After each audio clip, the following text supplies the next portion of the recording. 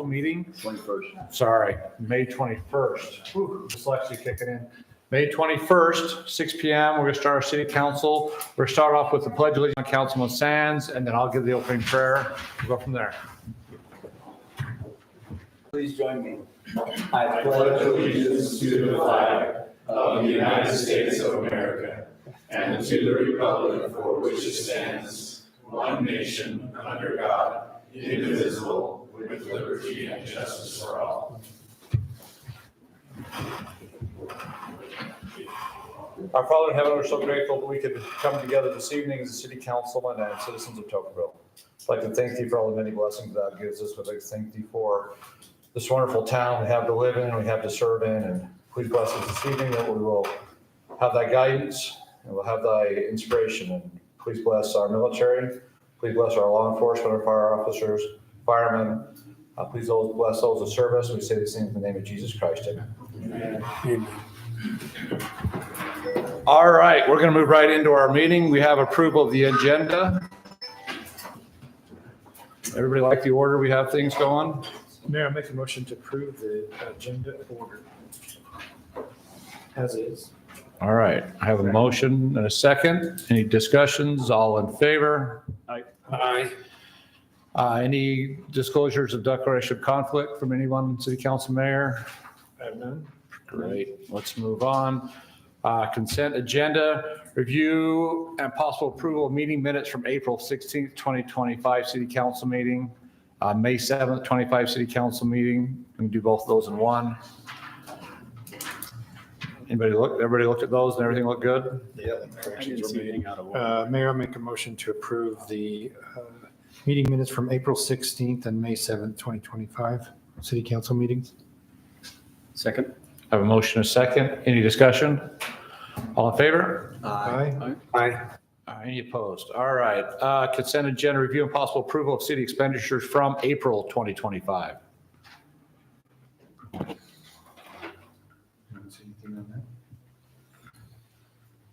I didn't see any problems with it. Looked good. Nice and easy to read.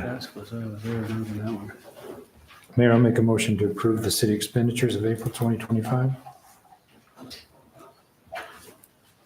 Second it. I have a motion and a second. Any discussion on this? Let's do a roll call vote for the expenditures. We'll start with you, Gary. Aye. Chuck, Todd. Aye. Aye. All right, motion carries. Thank you. All right, we're gonna have a little presentation by Sean, our mosquito abatement man. He's the one that killed all the mosquitoes, make sure we're not getting West Nile and all the other Zika and whatever else we've got floating around in our mosquitoes. So let's get a little presentation from you, Sean. I know you guys do a great job, so let's hear it from your mouth. Thank you. I appreciate Tom for inviting me over here. It's been a while since I've actually been in front of this council, so I'm not going to take a lot of time, but I'm just going to kind of highlight a few things we're doing and answer any other questions you may have. But we've had a pretty exciting year last year, just lots of projects and things we're working on and have accomplished. And then this year looks like it's going to be maybe a lot of the same, nice and dry. And that's a benefit to us in some cases. In other cases, it actually makes it worse. So on the screen, we have just a few things. I'd like to highlight what we've done. The number one best way to control mosquitoes is source reduction. So if you remember anything from this, just remember source reduction. So you're going to dump out buckets. You're going to tip over wheelbarrows. Lots of wheelbarrows have water in it after rain, if we get rain. And so we had lots and lots of issues with that. But this year we wanted to actually control a lot of that water. There's one pond that we actually put some piping in and completely moved the water out of there so then we could get in there and clean the reeds up. Otherwise, we're getting about 1,500 mosquitoes every time we trapped in there. So it was pretty crazy. We are also, we work with a lot of different agencies, with DNR, especially. They're out there in the same places we are. And so we're trimming and cutting trails for them, but we also help them replant willows instead of the tamarisk. and some of the other vegetation that kind of causes some problems. So that was one of those other projects. We also last year were working with a group up at the state on cyanobacteria and some other research projects on the distribution of mosquitoes. Cyanobacteria is just something that's found in pretty much every water source, but it doesn't really show up until that water is just really stagnant and not even moving at all. I know they've had some up in the Virgin River, in some side pools up in Zion Park. That was about 3-4 years ago now. But it shows up every once in a while, and it is toxic to it's toxic to us if we are going to go and try to drink some of this water, but mostly pets and things that get in it. So it's neat to learn about that because we're dealing with that all the time in the same waters. And so we're doing some testing with them as well. And then we've collaborated with the Shibowitz and trying to help them put together a mosquito abatement program. And that's been very fruitful. This year they've purchased their own traps and they're going to be doing a lot of their own trapping, but they'll still come and utilize our lab. So, and they appreciate that we have a little bit of knowledge, so they're not just flying by the seat of their pants. So that's been kind of fun. We also have done some extra research or study projects. Last year we did one out at Fire Lake, out by kind of the reservation. It actually splits. Fire Lake is half in the Shibowitz and half in Ivins. So, but you see that middle picture is actually about 2,500 mosquitoes that we caught. We were not planning on, we were just going to set some traps around the lake, and I found a wash that looked pretty promising, put a trap out there, and then that's what I picked up the morning that I was going to go visit with their mayor. And so he was a little surprised too. So we've been able to clear that spot up, and now we're and actually been treating that area, and we're pretty much down to maybe 50 mosquitoes every time we trap instead of the 2,500. So it is very effective what we do. So and there's some good proof of that. We've also been working with the state health department. They have no data on ticks, and ticks carry a lot of disease as well. We don't do mosquitoes, but or we don't do ticks because we're focused mostly on mosquitoes, but in our district, it doesn't say that we can. And so we've been helping them gather information by doing what they call tick drags. And really all it is dragging a piece of material out through the woods, just like you'd be walking through, and the ticks show up really nice on the white material. So it's kind of fun. And then they take those back, they identify them, and then they test them for like Lyme disease and other diseases that they may carry. So that's been really interesting work with them. We also developed some interesting equipment to help us with the with places that we're having a hard time getting our product to or being able to access. So we have an invasive species that came in the last few years called Aedes aegypti. Now these mosquitoes are not supposed to be here, of course, and we believe they came in through the potting soil and the plant mix, the not fertilizers, but mulches and things like that. We believe that's how they're being distributed throughout the county. We found them up in as far up as Springdale. We have not found them in Tocqueville yet. But we found them in St. George, especially after some of those big rainstorms during late August, early September. So the problem with it is they're an urban mosquito. They really like plant pots. They like to live around houses because they primarily feed on humans. But they only need just a little tiny bit of water, enough to fill a bottle cap. If it's continued to stay wet, they could develop in that. So it's very difficult to get to all the houses. I know one place in St. George, if you get a service request, you're not looking at just that house, you're looking at all the houses behind them, all the houses to the side, and all the houses in front of them. And then if people say they're getting bit, then you need to look at the houses beyond that. So sometimes it can turn into about 20 different houses that you're trying to look at. Not everyone's going to let you in. So we developed a machine that will shoot a larvicide, a liquid larvicide. And so we can kind of spread that out, maybe over a wall or something, and it will mist its way into those cryptic areas, those buckets or those plant pots or ornamental ponds or something that we can't quite get to, but we know that there's probably a problem there. So we developed that. We also worked again with DNR doing some educational programs. We do a lot of STEAM nights for the schools that do those programs.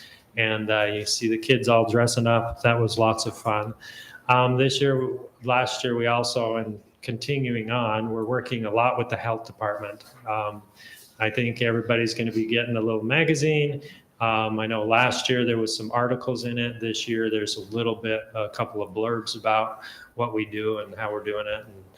And they really liked working with us, so they want to give us some awards and stuff like that for helping them. And that was nice. They also had me come and do a full presentation at one of their retreats they did. And so we made all of them act like mosquito abatement employees, and they went around and they put the clothes on and they went and dipped and had to set up traps, and it was quite amusing watching them do that. So we have a lot of fun what we do, but really it's about, our job is to protect public health. So what have we done really what have we done for your community? I do have a map. I think we're ready for the map. Kind of covers a lot of, it's a little small for the audience, but all those little dots really represent, this is our GIS system that we put together specifically for us. Sunrise Engineering put it together so we can see all the spots that we're covering. There's quite a bit for this area in, I think Shangri-La has quite a bit of mosquito problems, and we cover those at least once a week. We're there. Then there's other areas like the park. We've had problems at the park. We also believe years ago that one of the species that we now have throughout the whole county may have been brought in by bringing in some sod to the ball fields that were here in Tocqueville. But we appreciate it because it's a really cool mosquito. But they don't carry it. There's not enough of them to carry a disease and be a problem, but they're just a really cool mosquito. And we only have them here in our district. Nobody else in Utah has them, so they're all kind of jealous. So, but yeah, we do cover a lot. Why we like to come in front of a council is we need to find out if there's any other spots or other places that would be places that we need to look at, especially with all the development. And if there's storm drains being put in, a lot of our focus has been shifted from the farmers' fields and the flooded irrigation ditches and things like that to now storm drains. Because there's that just little 6-inch drop that they put in there to stir that water up. Well, it keeps the water in there. It's perfect temperature. Larvae love it. The adults can survive in the piping. And so if you guys are putting in a lot more of those, then it's always nice to know. And then anybody living around there, if they get bit up, that's usually the first place that we start looking is those. Other places would be just horse troughs. So some of the icons we have are just for horse troughs. And So on horse troughs, do goldfish in the horse trough help? that is very beneficial, Okay. yes. I'm So just checking, that's, yeah, they'll feed on about everything and anything. So they're very helpful. We're not really allowed to do mosquito fish. So if you personally want to put some in there, then that's great. Yeah, goldfish work great. Then there's also some of the products we use are just bacterial products. We also have a growth regulator that's specific to mosquito larvae. So it doesn't, it's not bad for animals. We'll usually put that in there. Sometimes people are like, well, what's this? You know, it's just like a little puck looking thing, or a briquette is what we call them.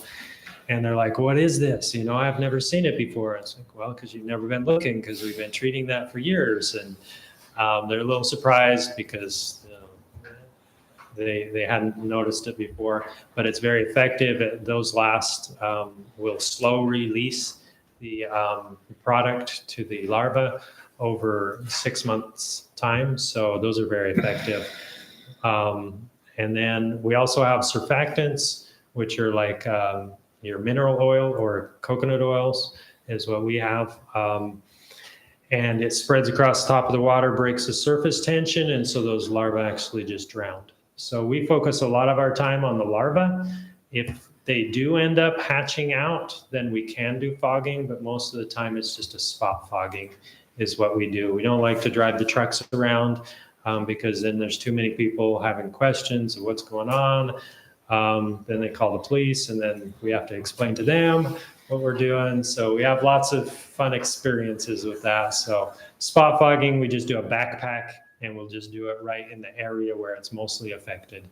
If we don't get to it soon, then it could literally be millions of mosquitoes flying around, and then we'd have to use the trucks. So as far as numbers, Tocqueville, we do trap the adults just to monitor what's going on. This last year, it looked pretty good. In Tocqueville, the numbers were really low, like in the hundreds for the whole year. So we're not too concerned about your town unless there is a concern that we don't know about. So that's why we like coming here, is because then we can't be everywhere, but you know people who might get bit and don't like it as much as the rest of us. So just call us and let us know. I did notice, we're very thankful, you guys already have some flyers out there. I've got a few more for audience members or council, but you guys are on the ball, so I appreciate it. I think the bottom line, Sean, right, is that if our residents do start to get bit and seeing mosquitoes, it's to call you guys with a service call, and then you'll come out and check it out, right? Yes, and the number one thing I get asked is, how much does it cost? So of course, it's on the bottom rung of the property tax, Very usually bottom. about That's right. $3 or so. Right. It's not very much. In fact, we might even have to consider bringing it down as the county grows, our budget ends up growing, and so we may not need as much of that. And so, but I'm sure people don't mind the $3 instead of having to pay for their home treatment or anything else. So, any other questions? Thanks for coming. We Yeah, appreciate thanks, it. It's Sean. been a couple of years, but yeah, we love it when you come out and Yeah, help appreciate educate us again, remind us that we don't have very many mosquitoes, and it's great. Yeah, some people say, well, we don't have mosquitoes here. And I said, you're welcome. So Yep. quiet, but we're effective, I hope. So Thank you please very let us much. know if there's anything else we can do. And I will leave these out there. Yep. All right. Appreciate it. I'm going to have to leave. I got graduation to go to, but I You appreciate probably it. got something else you can go do, so. Awesome. Thanks, you very Sean. much. Thanks, Sean. All right, we're going to move into our public forum portion of the meeting. You have 3 minutes to get up and talk about anything you want to talk about that's not on the agenda. So public forum is open now.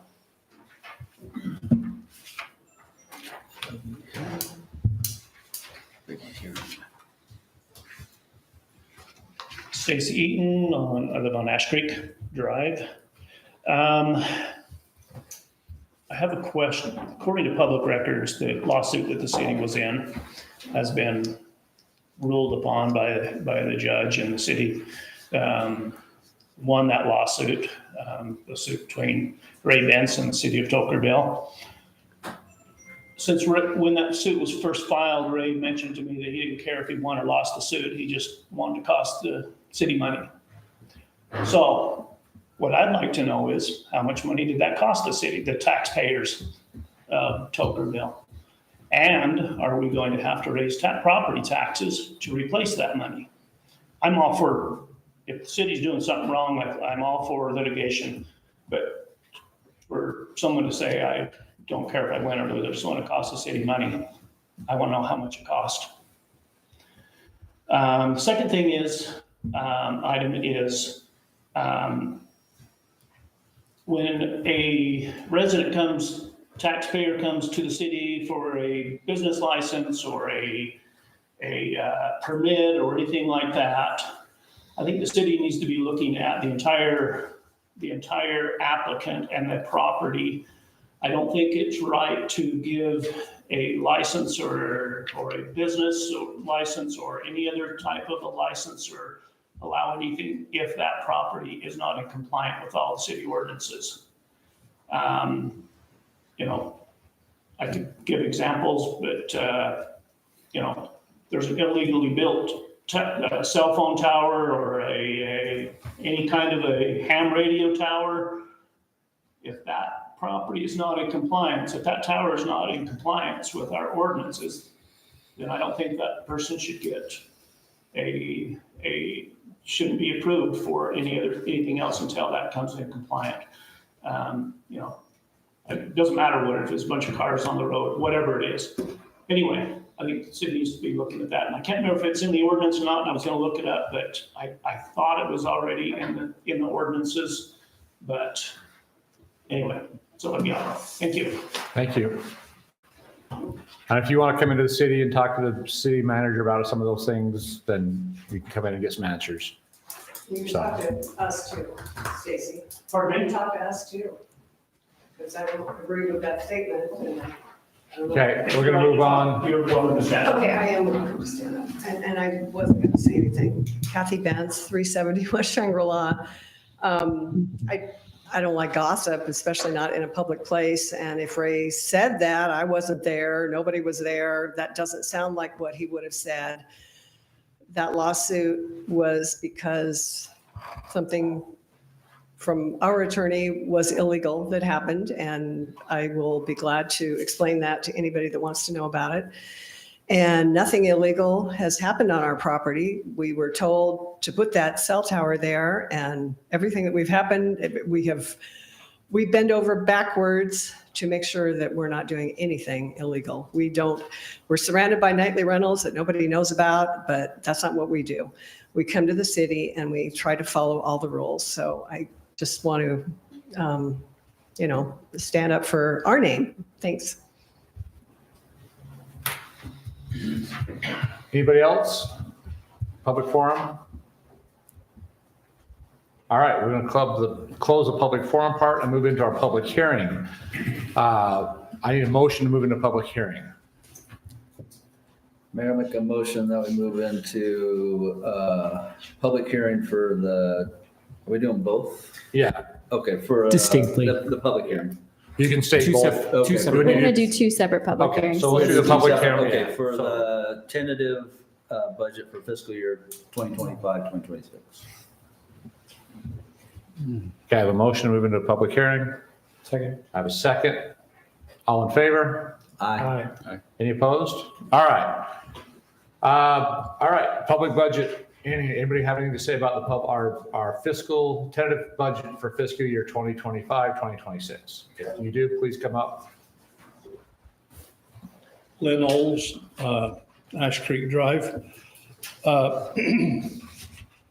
As I was looking through this, I saw something in the back that said, maybe you can just clarify it for me. It's on the capital projects. And it says package B for 3 million. I'm just wondering what that was. The bypass. It's part of the bypass road. Yeah. What is it? I'm sorry. Part of the bypass road, the Bypass, finishing part of- up of the bypass road. If you have bid package A and then bid package B, there was $3 million probably still left in our capital facilities fund at the time. We've got another increase of So money. that's coming from the State money. city? Yeah, no, that's state. Thank you. That's state. Thank you for that. Yep. Just a couple of concerns, and I'm going to leave it up to you to see, I mean, and I know you're doing what you can. I'm seeing, if I did my math right, there's $613,000 worth of wages. That's taken each one of the little items and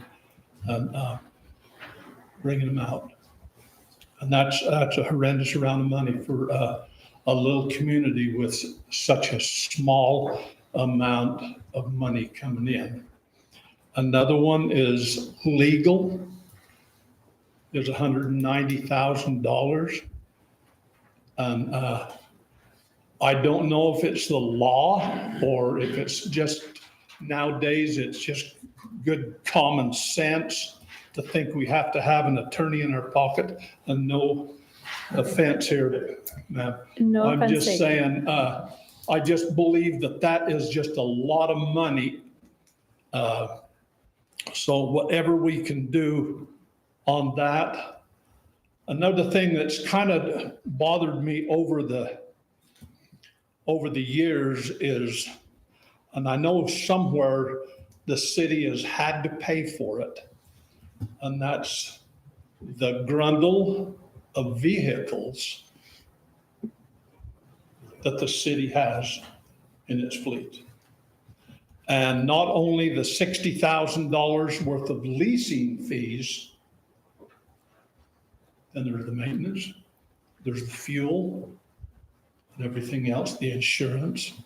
So that's a concern to me, and I think that whatever this council could do to eliminate that, or even suck it down quite a bit.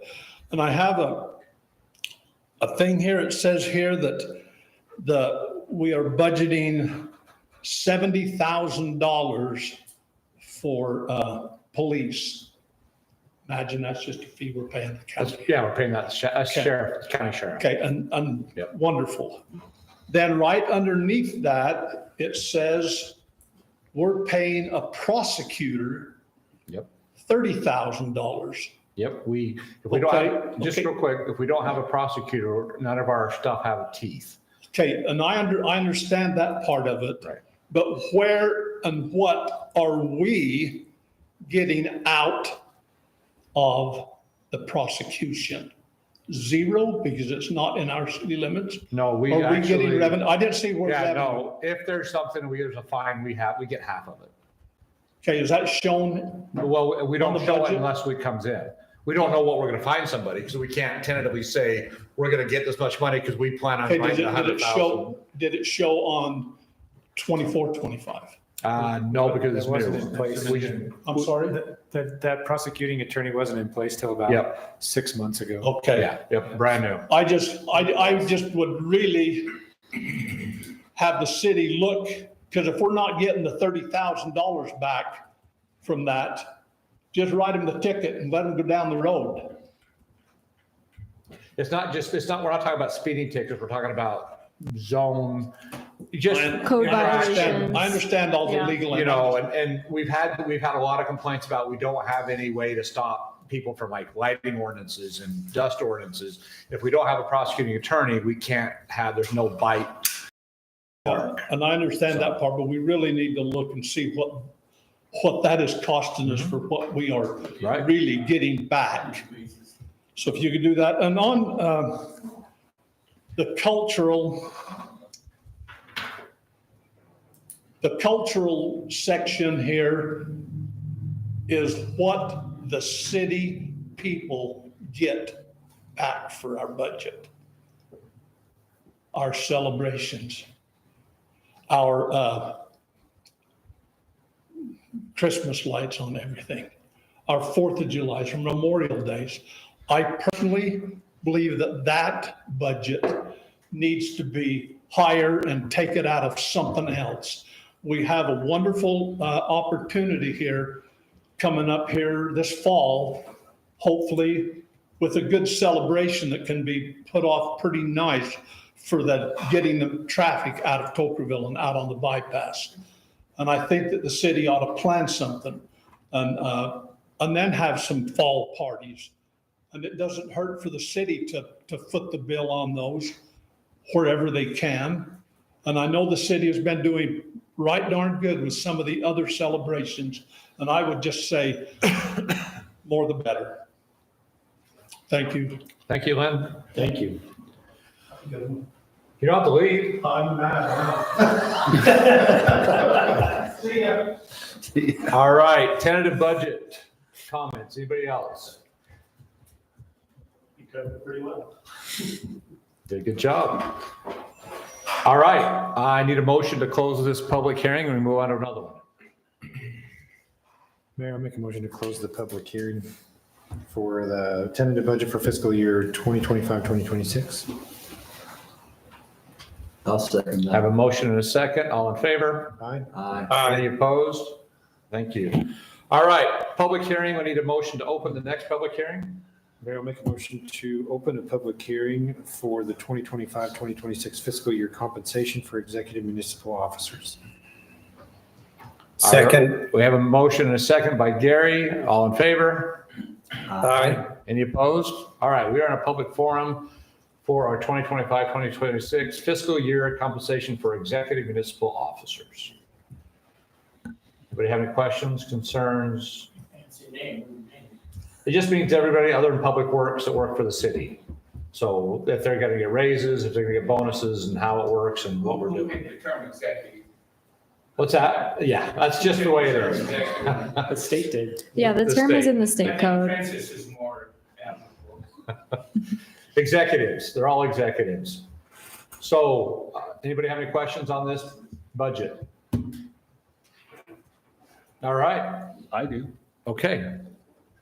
This budget here is not telling me anything.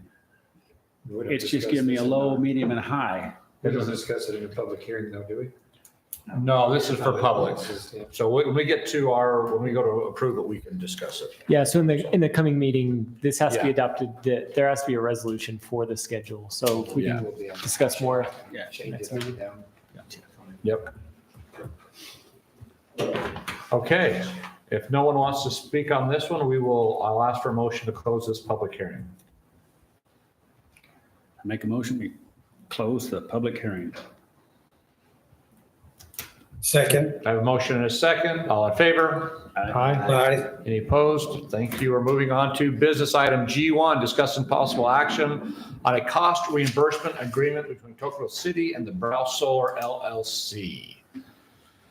Ben, are you going to run this one through us, or we've got, everybody had a chance to look at that? I don't have a summary prepared. and Okay. So we talked about it in the previous meeting. We have. If there's any questions, happy to answer. I'm sure Kayla can as well. Did we discuss this in a previous meeting? I don't think we discussed the cost reimbursement agreement previously. Do you want me Close. to? No, give there a was, summary? there was a, prior to this meeting, and there was a separate meeting in which reimbursement was discussed. I've gone through it, and I don't know if our attorney has had a chance to review it and can provide some input to the council. Yeah, sure. I can give a summary. So I have reviewed this agreement. Like Gary said, I think this did come up in a previous discussion, but this is the first time that it's been before council. So what this is an agreement between Brow Solar, the developer, and the city, in which Brow Solar agrees to be responsible for up to $10,000 in fees required to evaluate whether they want to pursue establishing a municipal power department. So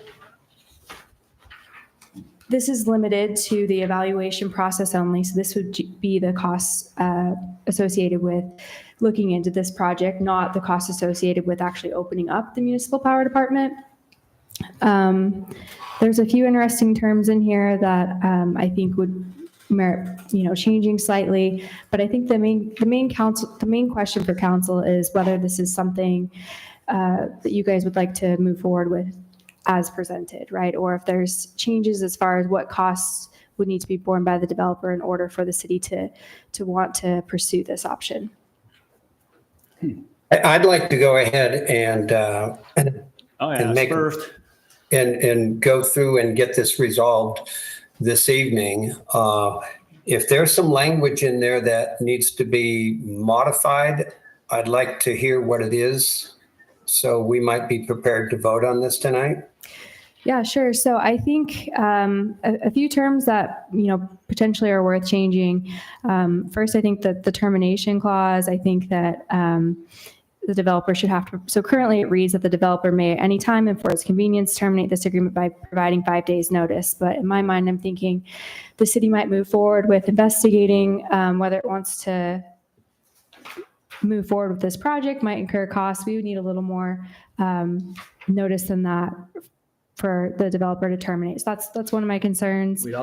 Wouldn't we also need, along that line, that was one of the questions I had with the termination costs, is that if they do decide to terminate it and we're in $5 or $6 or $7 or $8,000 that we have spent but have not been, or we've projected to spend, whether we got in a consultant or city time, something like that, and they cut it off right there, but we still have expenses that haven't been paid, that's another concern. Yeah, you summarized it really well. So that's the concern, is that, the city's committed to evaluate and we might incur costs. And we would want some reassurance that those costs up to 10,000 would for sure be paid for, not, in the developer's discretion. So that would be one thing I'd push back on, is the ability to, obviously he needs the ability to terminate, the developer does, but I think that there should be more notice required for the city, and, there should be Full incurred costs. yeah, something like he can terminate after the 10,000, or there's a million different ways you could write it, but just so that the city doesn't incur costs and then be stuck in a position where the developer is terminated. He says, I'm not going to pay these, and we have, like you said, $6,000 in outstanding bills. Okay.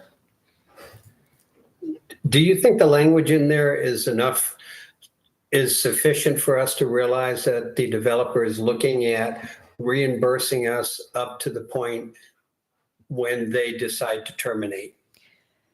And all expenses prior to that termination date will be covered by the developer. Does this agreement pretty much spell that out or not? So I want to make sure I'm understanding your question correctly. In my mind, the developer holds the reins here as far as how much can be spent on this. So 10,000 plus, if it looks like it's going to be more than that, then I think a discussion would be needed with the developer. I don't know Right. that this necessarily covers us. This does not cover us carte blanche, if that's what you're asking. I think it would need some reframing. No, what I'm asking is the question when we're talking about termination. As I read this, I'm assuming that we're covered if we spend $5,000 and then the developer terminates with a 5-day notice, so to speak, we have the right to get that $5,000 back.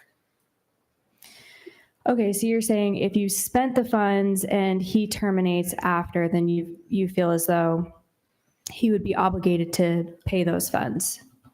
Correct, and think- that's the way I read that in this I think it could be agreement. drafted a little stronger, to be honest. I think I'd rephrase it slightly, but that should be the idea. So is there some language that you feel needs to be changed to clarify that reimbursable, under number 2 of the agreement, reimbursable costs and expenses?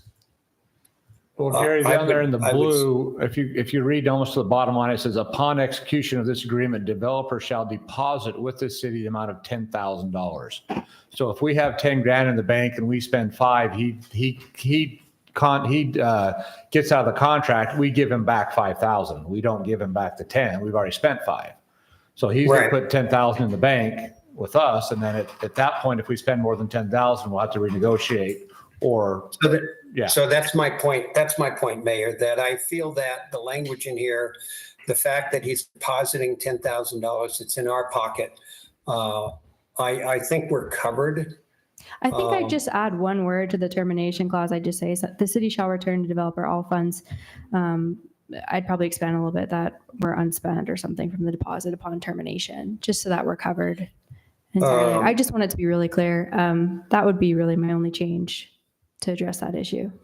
Okay, and I would, we could recommend moving the 5 days up to 10 days. And give us an extra time to close things down.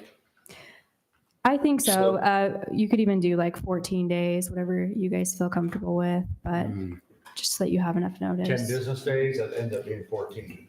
Right. Yeah, it's up to you guys. I think err on the side of a little more notice so you can pull the plug on whatever you're doing and make sure, you're not spending money that's not there. Absolutely. Listen, So is there a way that? are you done, Gary? So we can make a motion here. Wayne's got a few things to talk, he wants to bring up too. Okay, that's fine. I think this agreement is premature, not proactive. And the reason I believe that is because you're going to spend that much money in attorney fees and you're still not going to figure out if it's viable or anything about power, because nobody here understands about power. Jerry might understand about power. But the thing that bugs me the most is accepting $10,000 from somebody, the developer, Mr. Eves. And in the previous meeting, this ties to number 2 as far as the resolution. You take the $10,000 from him, and I don't know why, because he said if he doesn't get his zone change or amendment to the general plan, the solar function of this does not work. So I'm trying to figure out why you would want to waste $10,000 prior to knowing you can even have this happen. That's the question I'm asking, is because I wouldn't spend $10,000 if I knew I wasn't going to get a zone change, and the zone change is the only thing that makes this work, or we wasted his money. I think it's a valid concern. I think from a legal perspective, if he wants to pay the costs associated with looking into the evaluation of this, there's no issue with that. I think it's likely, like you said, that the cost to thoroughly evaluate this could be well over $10,000 easily. You're not getting But the issue. I think, You're not understanding the issue here. In my mind, this is the cheese on the trap. I don't want to be, as soon as I seen that, I don't want to be morally obligated to owe the developer anything because I went ahead and accepted his $10,000 and wasted it and didn't get anywhere. So the whole council's tainted with this idea of this, and it taints number 2. I don't. I view number 1 and number 2 to be completely separate, and I hear your concerns. I think it's separate. So as far as what You want to the city's being obligated. create a power district on number 2. It's pursuing. You want to pursue it. Yes. You want to use this money to try to figure it out. But what are you going to figure out for $10,000? Yeah, I think it's a valid concern. I do want to expand on, though. I think this agreement and the resolution are separate. The resolution obligates the city to pursue, gonna to expand create on that. I understand a what you're municipal saying. power department. This cost reimbursement agreement is an agreement with the city and the developer in which the developer is offering to pay funds toward the city's evaluation of the project. I hear your concerns. I think it's a question for, council, whether they want to look into this, right? I think that's the question. I don't want to spend this $10,000. I It's- do not want to it's- spend it because it's not well spent, because we don't know how to spend it, and we will not have the answers to what we need if it's even a viable project. Because But quite that's, frankly, that's, attorneys are going to gobble up all that money, guys, before you even get to hiring an expert that knows about power. You're not even going to get the first base here. That's my thoughts. That's my belief. $10,000 is nothing. If you want to spend it on the lawyers, spend it. But that's all you're going to get is. Do we know what the first step is? Do you know, like the first, who you were going to contact Sunrise Engineering to say, hey, we would, like, what is the first? Yeah, step? good question. First step would be, in our view, and the applicant might have some thoughts too, but talking with UAMPS in greater detail. So figuring out how this looks from a cost perspective with UAMPS, there's a lot of unanswered questions. So that would be one of the first places we'd start. I'd also suggest that in one of the conversations we've had with the solar company that would be part of the solar farm project, they have kind of a maybe a boilerplate business plan for what it would look like from a financial perspective. And then we have a document to actually review and take to the expert instead of creating it from scratch. It may be kind of generic and not apply specifically, but I think if the solar project provided this business plan that we then evaluate from there, we're not incurring the cost of creating the feasibility, essentially is what we're looking at. I think Wayne has a point. You do studies, and we know how much master plans cost and how much engineers and attorneys cost. So I think, these are valid concerns. I just wanted to point out that that solar company has offered to provide some sort of like a feasibility or business plan as a starting point. So how does number one have nothing to do with number two? Because if you want to pursue the creation of a multiple power district, you have to spend number one. Right. And number one, you don't have enough to spend to figure it out. We don't know that. To me, So then why is number two even on here? Why would you even consider putting it on here if you don't know where you're going? It's just the, Well, it's just there. pursuing. So, I mean, I can, Authorization to pursue it. so, okay, in my mind, these are two separate things, like I said. So cost reimbursement agreement, this is a developer offering to pay money to the city to offset some of the costs for looking into this. Whether the city wants to do that or not, that's a question for you guys. As far as the resolution goes, the resolution's a different thing in my mind. The resolution would obligate the city to create a municipal power department. So those are two separate things in my mind. One is committing to the project in, one is basically a commitment to at least establishing a municipal power department, which is the resolution. The other is just saying, hey, we'll look into this and developers ponying up the money for us to look into this. So two different things in my mind. I see it as the cart before the horse or the horse before the cart. That's my opinion. I think it's. so the idea here was to create a possible municipal power on the west side of the freeway where there is nothing. The idea with this cost reimbursement agreement is just, hey, do we want to look into this? Do we want to look into this? The idea with the resolution is, let's create a municipal power department. So two separate things, right? One is just saying we'll look into it. One is saying we'll actually create the power department. One is looking at pursuing the creation of municipal power. It says that in the resolution. It doesn't say we have to make it. But two of them together. You're pursuing the creation. We're not gonna, if we vote on this tonight, doesn't Number two mean, has nothing to do with creating the power company. It's right. just to still identify. It's exactly, it's not creating one, it is Just pursuing. gives the employees of the city the ability to go look at it. Pursuing before you know anything. You have to pursue it to find out what you don't know. No, you got to spend the 10,000. No, the 10,000 helps us pursue it, that we don't spend city money. Yeah, I understand that. But So you're still pursuing something you don't know anything about. I know, but that's the point of pursuing it, to find out Yeah, what it's gonna take. I would disagree. You don't think pursuing is No, I finding out disagree. No, I disagree on what you're saying. that what the I'm saying? No, I'm disagreeing on what the resolution says. If you're going to go to, if we're going to discuss Okay. item number 2 right now, if you read the resolution, it says a resolution authorizing city officials and employees to take action necessary to create a municipal power department to plan, construct, and operate a municipal electric utility to serve retail electrical power within the Winsong area of Tocqueville. It doesn't say pursue. That's how It says to create, it says to Take create. act. It says to create. I It's mean, create. you tell me what I- it says, Kayla. That is how I interpret it. Is it is a commit. It is a soft commit from the city that they're going to move forward. Maybe even more than that. Whereas the cost reimbursement agreement, I don't view it to be that. I view it as, do we want to look into this or not? If So we let get me if we ask look you- into it and it's really expensive, we don't like it, we can Another just question. cut ties there.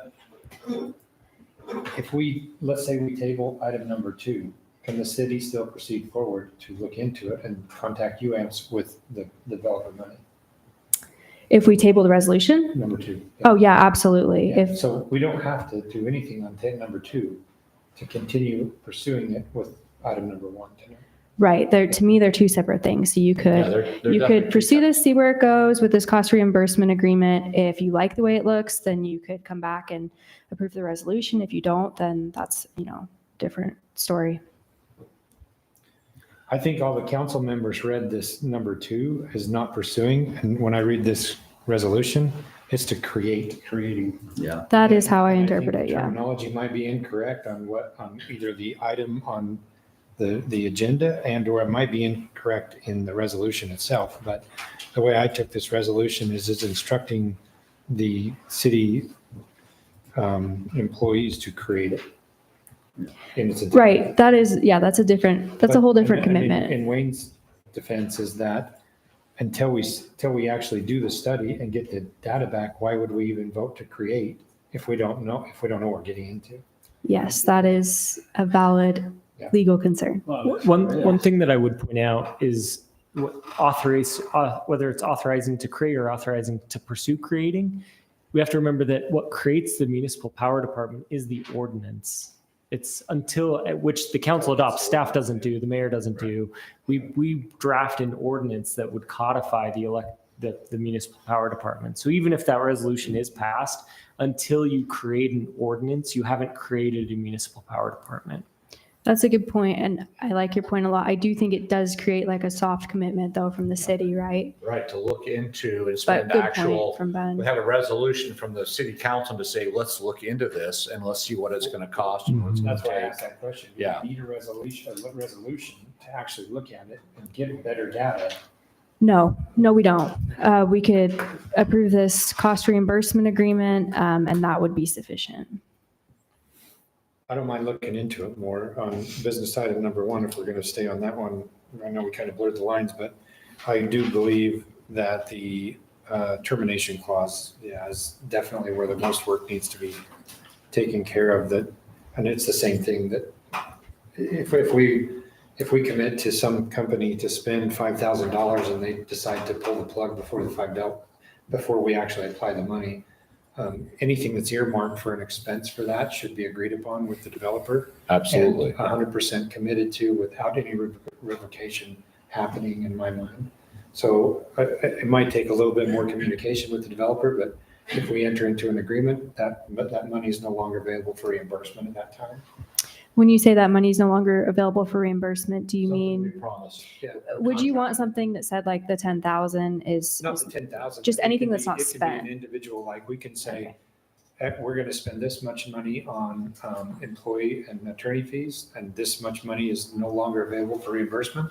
And if we decide to hire someone to give us some guidance and answer questions for us on a professional level, once they're under contract and hired, that money is no longer available for reimbursement. That's something Okay. in that termination. So that Something else I will bring to your attention. So one of the provisions in this agreement says that if the total amount of the reimbursable costs looks as though it's going to exceed the deposit, then we have to notify him Yeah. prior to depleting that. So that's And something I'm else fine to with keep in that. mind as it's currently written. if it was my money and we were going to spend 12,000 or 2,000 more, I'd definitely want to know, or, It makes sense. Yeah. And I truthfully think we've already spent a couple $1,000s already in staff time and attorney fees, just drafting these two documents and communication. But, so I think the number is going to get eaten up fairly quickly. So, Do we know what we spent already? No. Because we're supposed to have an accounting of it right here, an accounting of it. We for- actually did not draft this agreement and we haven't made any revisions to it. it's the accounting of where we're going to spend the 10,000. We already spent more, so we already spent. I don't know if we've spent- already spent some. We There spent has it been right- some money we spent it on right looking now. into this project previously. I don't know the exact amount. Well, sure you do. We're spending the money right now. I'm paying you right now to tell us this. So we're spending the money. She's not gonna bill us for city council on. That one's tough to parse out, right? Because That's, I have no. this is just the general. it's gonna be, yes, and it's gonna be city council meeting, not we About the discuss only for 10 minutes about About a power attorney thing. fees is just reviewing and drafting of the Yeah. documents. I just have a hard time receiving money from. Well, we make from a- developers, Hard time receiving money, and I think it's wrong. The city shouldn't be into that. If you want to spend the money, you should spend your own money. But it's If- very gracious that he's offering the money, but it's really, you got to think about what that makes you think about. That was a nice gift Mr. Eads gave us. That's a great gift. What's it going to cost me down the line? we don't know that because we need to get into it. And he is willing for this, to pay the city $10,000 to look into this, see if we are wanting to do that. We are not held to anything. We're not contractual, have to do understand that, anything. But it's the ethical thing I'm talking about. I I understand. don't know that. what ethics, I don't understand. He is willing to say, hey, I am interested in this. I'm willing to give you $10,000. So just let me bring something totally up different. Steve Gilbert donated $25,000 to the Water Conservancy District to put a pressure reducer valve to move it. Was it unethical for us to do that? Because he decided he wanted to help pay for that. What did he get in return? What did he expect? He got, Is there any expectations from this? this is for The us way to this study. reads, no, there's no expectations, and that's key to me. So if this read something like, if it obligated the city to act in his favor, create this department, that would be different. But this is asking the city to look into something, knowing that there's not funds readily available to do so, and offering to pay those funds, much like a professional services agreement or something like that. So I think it's different because It doesn't. there's no it doesn't- binding it commitment doesn't to the sit right with city. me knowing what happened and what was discussed in the meeting on another item, because it's all related, and you can say it's not, but it's all related, and I just don't feel comfortable, because if we can't deliver what he wants in the future, then I'll feel bad that we spend his $10,000. He has no problem with him feeling bad or you feeling I bad. understand that. He I said, heard him- he I heard says him he say that. totally understands. Once we look into this, if we don't want to do it, he totally will accept whatever decision the council makes. Now, in my opinion, I Wayne, understand. I think if we know right now that we don't want to move forward on this, yes, we should not waste his money. That is If we know right now we don't even want to consider it, yes, don't approve this. We shouldn't be wasting his money. But if we're in all fairness to him, wanting to take a look at this, then he's willing to pay for the expenses up to $10,000 for us to consider it and look into the possibility. That's what's happening here. And I don't have problem number one if we spent all $10,000 considering this thing and end up deciding we don't want to do it. That's where my position is. So the city has nothing to lose, because if we were going to look into it anyway, we were going to have to ultimately spend this money. So the fact that right now it's not a target on the city's calendar to do this, we have an opportunity right now to consider, is this something that we may want to consider in the future? So I don't feel the least bit guilty or feel like I owe the developer a dime by taking and accepting this opportunity to reimburse us for those costs.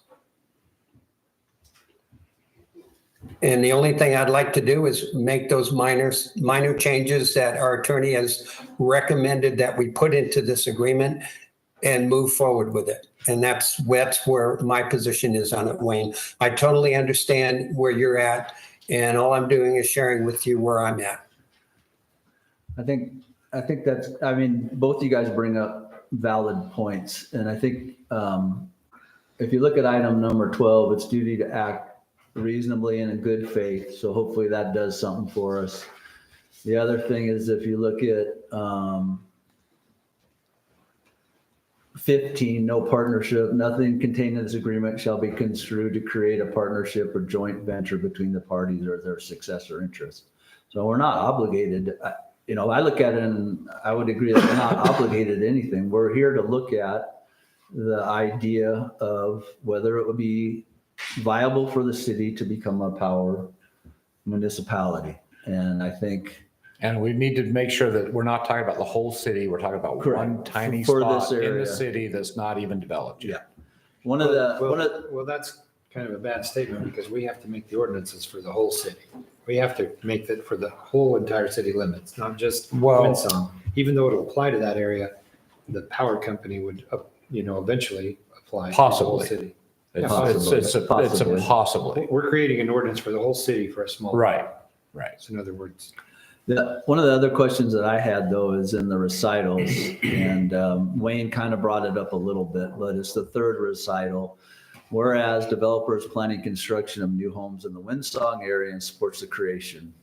So that's a change in in his development plan, which has not been approved by the council or the planning commission. I know that the planning commission recommended against a change in the general plan. So how exactly does that whereas fit into this recital?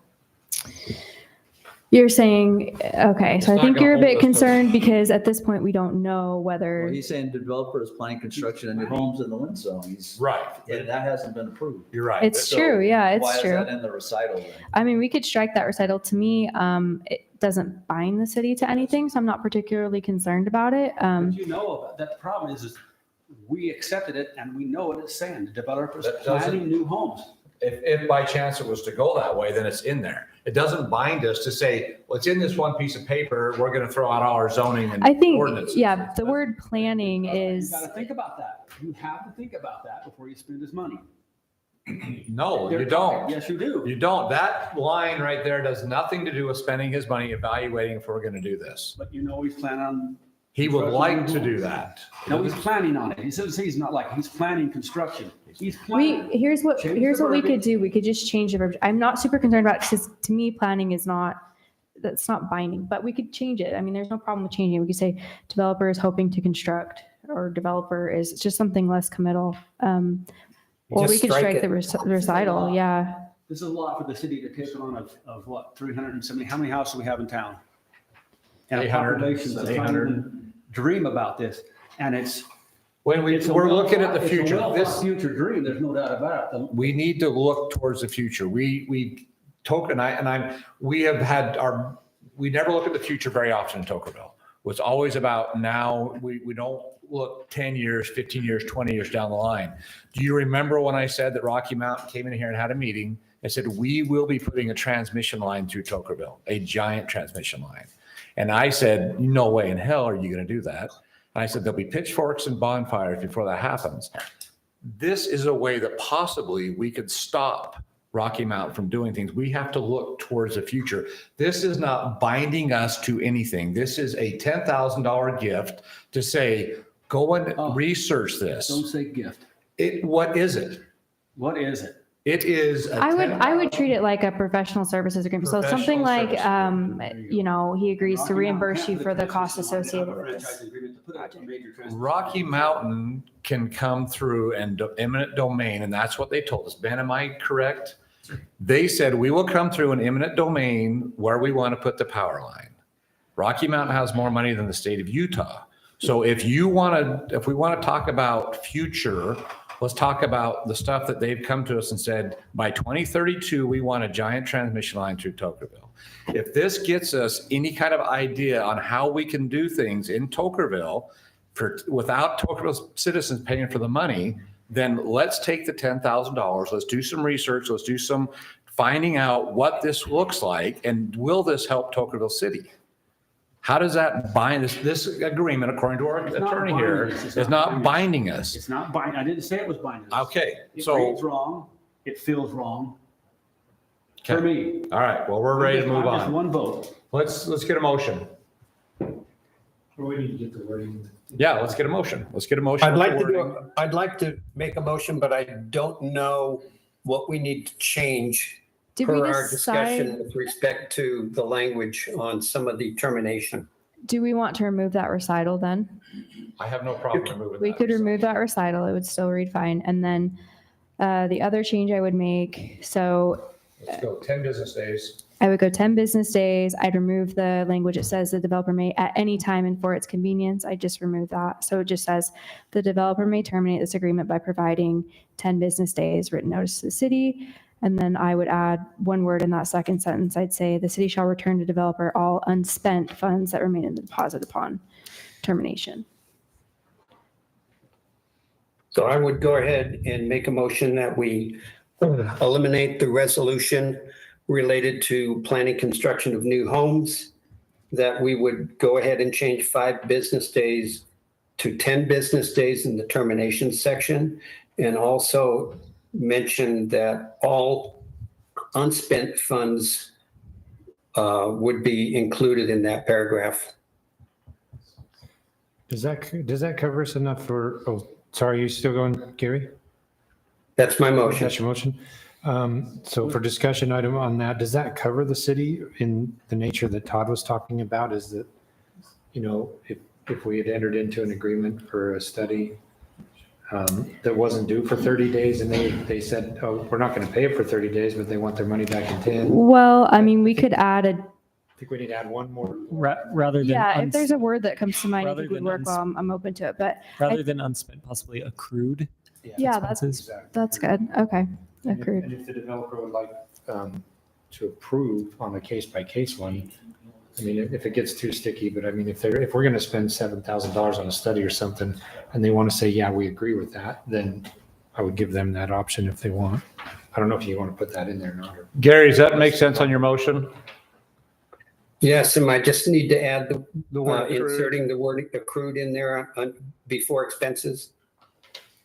That work? Yes, with did this- you want something in there, Joey, about, Well, I'm so just making sure. when you say, okay, so there's this term in here about depletion of deposits. So if it looks like we're going to exceed the 10,000, then we have to notify the developer. But do you want some language in here about maybe if the developer agrees in writing to pay for like a $7,000 study, what if we're 7,000 over the 10?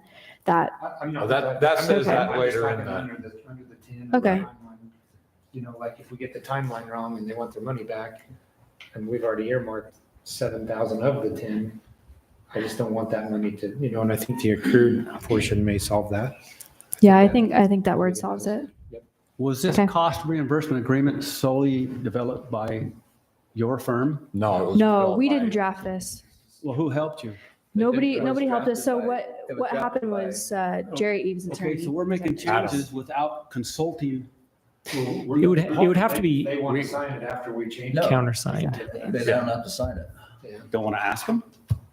But We certainly to- could we're if not- if but mayor this- wants we're to not open it up. comfortable with the agreement. Yeah, this is what we're hoping this is what we're wanting the agreement to state. So we didn't develop this agreement No. at all? No. No. Their attorney It's did. totally their Yes. Yes.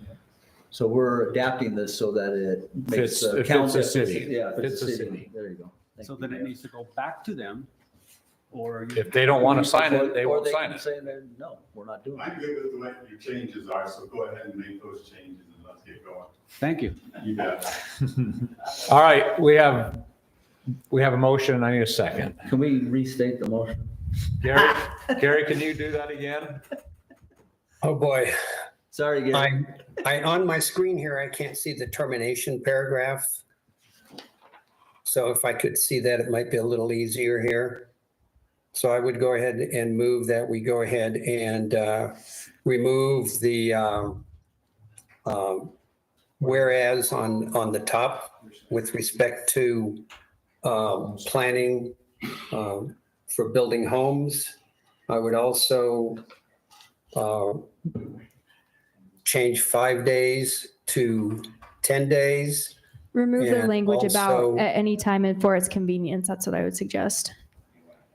So where it says termination, the developer first may line. at any time and for its convenience, I would remove that. Strike that language. Yeah, so I would go ahead and strike the for anytime it's convenience to terminate within 10 days of notice.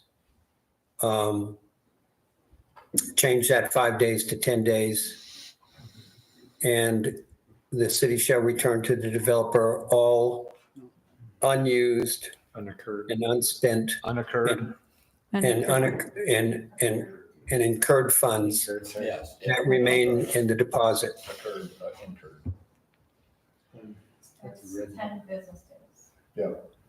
Okay, we have a motion.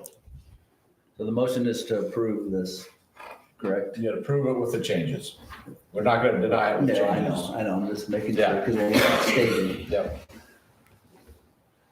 I'll second that. Have a motion and a second. Any more discussion on this? Do a roll call vote. Joey? Aye. Wayne? Nay. Todd? Aye. Gary? Aye. All right, motion carries. All right, we're going to move on to item business G2, discuss possible action on resolution 2025 to authorize pursuing the creation of a municipal power department. And this is a resolution, not an ordinance. I'm still kind of in the same topic, is that I think we need to see the data that we're going to get back from this other stuff before we, I know we're going to be committing some time and there's some employees are going to be committing some time to it, but I don't feel comfortable right now approving this portion. I would like to table it in my mind until we have the data back from item number 1. Okay. I feel the same way. So I'll make a motion, if there's no more discussion, to table business item number 2. I would, Second. Any more discussion? I have a motion, a second. I just, I had discussions because I prepared for the discussion You on wanna the talk about it? resolution. Can we Well, if we want Yeah, to, okay. if we're going to table it though, we can. talk about Well, it it might be later? good. Yeah. Might be good. Okay. So, I mean, I agree with what you're saying, Joey, and what Kayla was saying, that it authorizes us to do it, not pursue it. So But it's not a resolution. So we don't- I get that Yeah. part. I get that part. But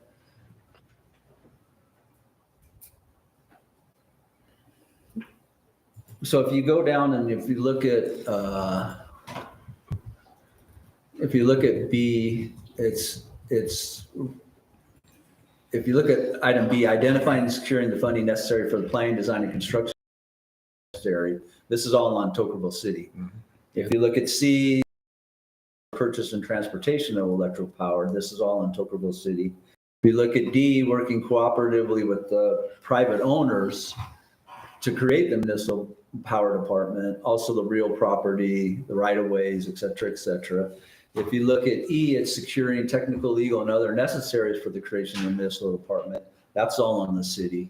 If you look at F, all other actions as deemed appropriate or necessary by the mayor or city manager to fulfill the purposes of this resolution. That's all on the city.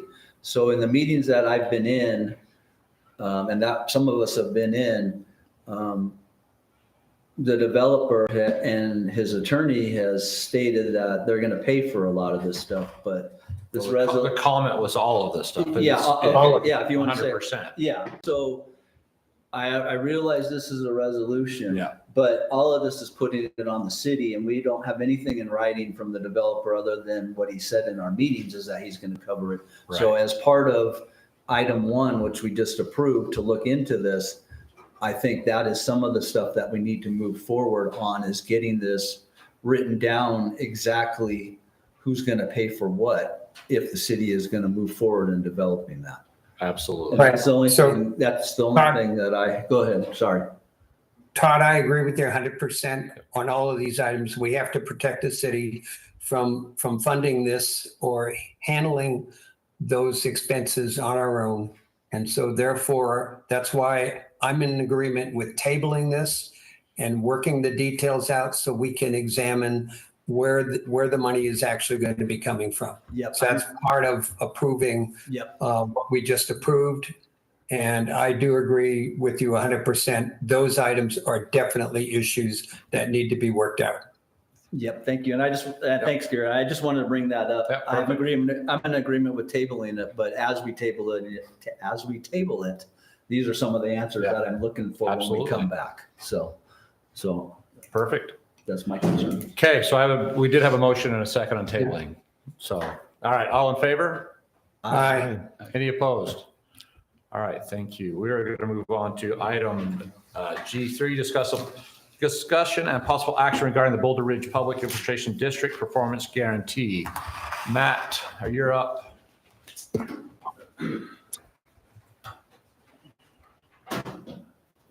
Good evening. It's good to be here with you again. It's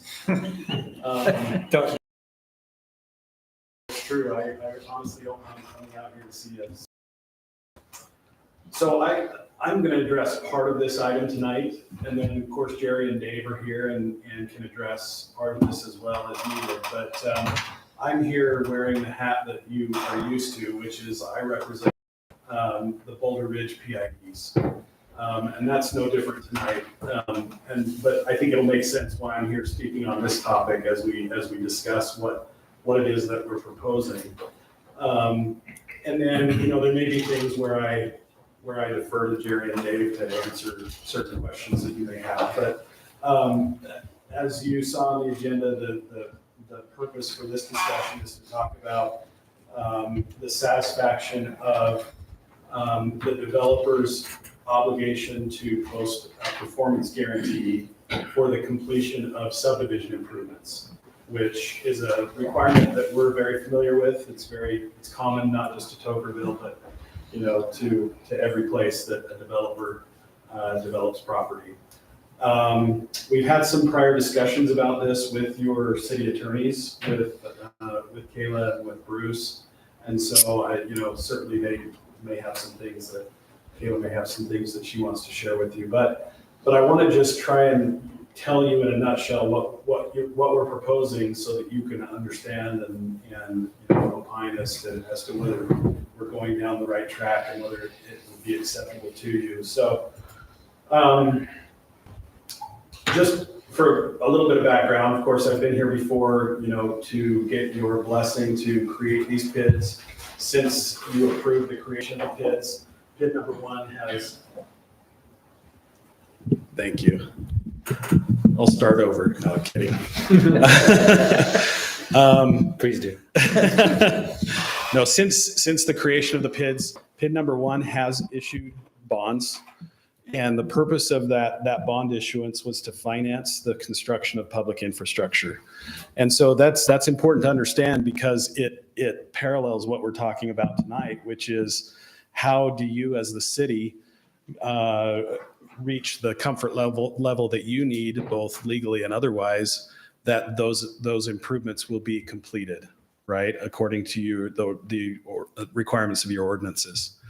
The bonds that were issued by PID number 1 were a $4 million par value, which is the face value of the bonds, with about, and I'm going to use round numbers just for simplicity's sake, but about $3.6 million available for spending on public improvements. And when I say public improvements, those public improvements are the same public improvements that essentially are required for the developer to build to satisfy his obligations under your subdivision ordinance. Because those things line up, because the PID has the funds to build the public improvements, because the developer has an obligation to post a guarantee that he'll pay for those improvements, what we're proposing is that for the majority of the performance guarantee, that we actually utilize the funds that are available to the PID. And when I say available, they're sitting in a bank right now. That bank is the PID's bond trustee. The PID has a contractual agreement that bank has to hold those funds for the PID. There are provisions of those agreements that provide that those funds can only be used for public improvements in this project. And so there's a lot of protections in place to make sure that money gets only spent for those purposes. So as the PID, we're basically giving the developer the opportunity to say to the city, these funds are available. They're set aside for this purpose already. We're ready to dedicate those funds, make them available to the city to serve as the majority of this performance guarantee. Now, just to be clear, when I say the majority, there is a portion because the engineer's estimate for all of the public improvements is more than the funds that are available to the PID. I know the developer is also working on an additional bond, which the idea would cover the difference. But this is the part the part that I'm talking about, the PID portion of this is the part that you probably haven't done before as a city, at least not in this way.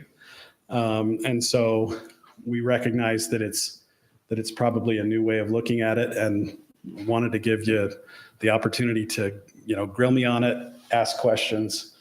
What we have proposed is that for the $3.6 million that are currently in the PID's account, that we enter a security agreement between the district, who I represent, the city, the trustee that actually holds those funds, the bank, and the developer, that essentially says that if the developer defaults on his obligation to construct the subdivision improvements, that the city can draw on those funds. And that's the heart of it. Now, We can obviously do some other things as well to make it satisfactory to the city. One of those things we've talked about is, the developer has the right to draw on those funds as infrastructure is completed. And so, but we understand that the city would want to have some security that wouldn't happen inappropriately. And so we're prepared to accept that the city has a sign off on any access to those funds. And, and we can talk about the details of that. The other thing I wanted you to understand, which is actually kind of unique to this project, is one of the things the developer agreed to do when the bonds were issued is that in order to sort of sweeten the bond offering for the bondholders, the investors who were purchasing the bonds, the developer actually agreed that as properties are sold in the project and until the public improvements are complete, the developer is actually adding funds from each sale of property into the district's capital, into the fund that's going to be used to pay for those public improvements. That was something that the bondholders that purchased the bonds wanted to see, because they wanted to see that the developer was, in addition to the PID funds, that the developer basically had skin in the game, right? And so that's the developer's skin in the game. And those funds are not only going to the PID and being deposited with the bond trustee to be held with the funds that are already there, but if we make this arrangement, those funds would also be to the benefit of the city and again, serve as additional security. So that part of this is very unique. We actually don't have any other districts where the developer has made that commitment. So it actually makes this even more ideal, in my opinion, than it would normally be. The last thing I'll say, because I don't want to be long-winded tonight, but I want to answer your questions. The last thing I'll say is this is very similar to what we've done in other jurisdictions. And I know one that we've talked about before is Hurricane City. One of our PIDs in Hurricane City is the Gateway at Sand Hollow, PID number 1. They've issued a large amount of bonds, much larger than Boulder Ridge has. We have made arrangements with Hurricane City to utilize PID funds to serve as the performance guarantee in a very similar way. Now, the difference there, and I'm just being totally upfront with you, the difference there was Hurricane City actually required us to transfer those funds to an escrow account at State Bank of Southern Utah. So it's a local account. And just to be totally honest with you, we can do that here if that's something that you would require. My preference is that we not do that because it's an extra step. It's an extra transfer of those funds. It transfers them away from the bond trustee that already is obligated to make sure the funds are applied properly. And as we do this, and as we repeat these processes, we learn from them, and we figure out ways to do it better. And what we're proposing to you, in our opinion, is a better way. And so, but it's not that different from what we've done before. It's just a different approach to accomplishing the same thing. So that's the quick summary. I'm happy to field questions. I know, again, your attorneys have had their own comments and thoughts on these things and their own concerns, and I'm happy to address any of those that you want me to address as well. So. There's questions? Can you refresh us on what your guys' opinion was on that? I looked back. Yeah, sure. So we did have a discussion on this previously, and I won't hog all the time because I know I talked a fair amount last time. But to summarize our concerns, and then I guess I'll just have a few questions for you. So I guess, correct me if I'm wrong, but PID funds, there's restrictions by statute as far as what you can use them for, right? Like they can only be used to construct improvements, correct? So is there somewhere within the state code that allows for PID funds to be used to guarantee the construction of improvements? Not expressly, not where I can point to and say it uses the term guarantee. But what I can tell you is that this has been a practice that we have been doing for, I'll say several years, because PIDs have only been around for 6 years, right?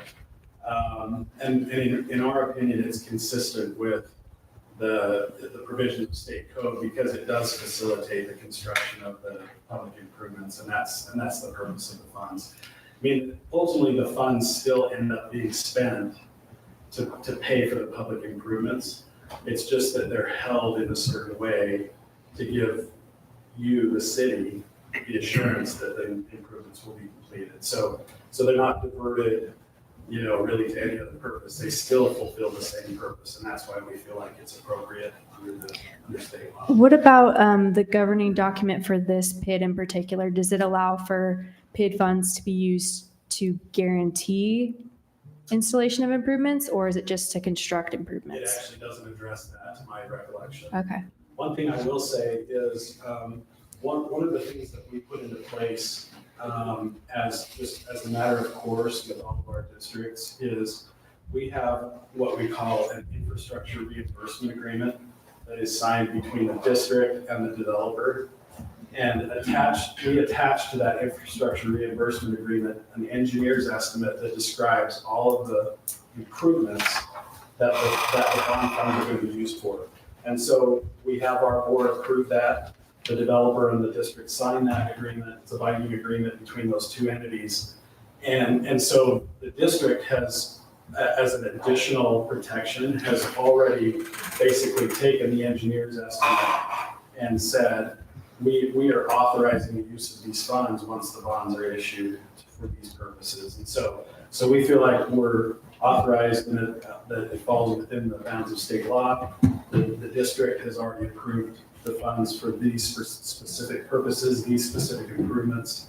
And then the bonds themselves have also incorporated that same, engineer's estimate, which is essentially similar or identical to the one that's been provided to the city to describe the subdivision improvements. Okay, that's helpful.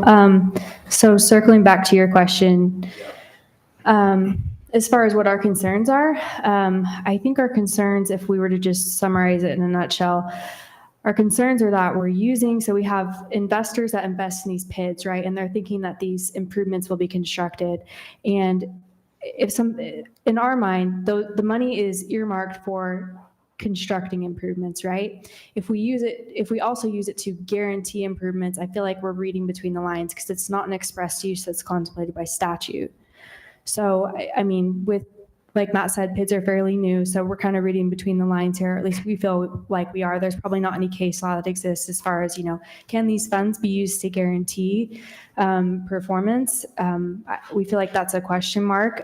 We feel like the liability from the city's perspective is, potentially we could be liable for misappropriating the funds, right? If we're using them in ways that aren't contemplated by the statute. So that's, to put it really simply, our concerns about using the funds is that we would have to read between the lines. There's the specific uses that are contemplated by statute. Guaranteeing is different than actually constructing the improvements, right? So, I mean, from like a hypothetical perspective, if we had to draw on, so say, we had to draw on some of the funds that were guaranteed, we could see, investors coming back and saying, hey, we didn't get what we bargained for, right? If, the funds are for phase 1 and 2, and we had to draw down on the funds from phase 1. And Matt, feel free to address, any of my concerns, or if you have things to bring up. And if you'd like me to respond to that, I can. Yeah, go ahead. I won't dispute what Kayla says about the law, right? We've talked about this before. These are fairly new, right? So we are in some ways certainly learning as we go.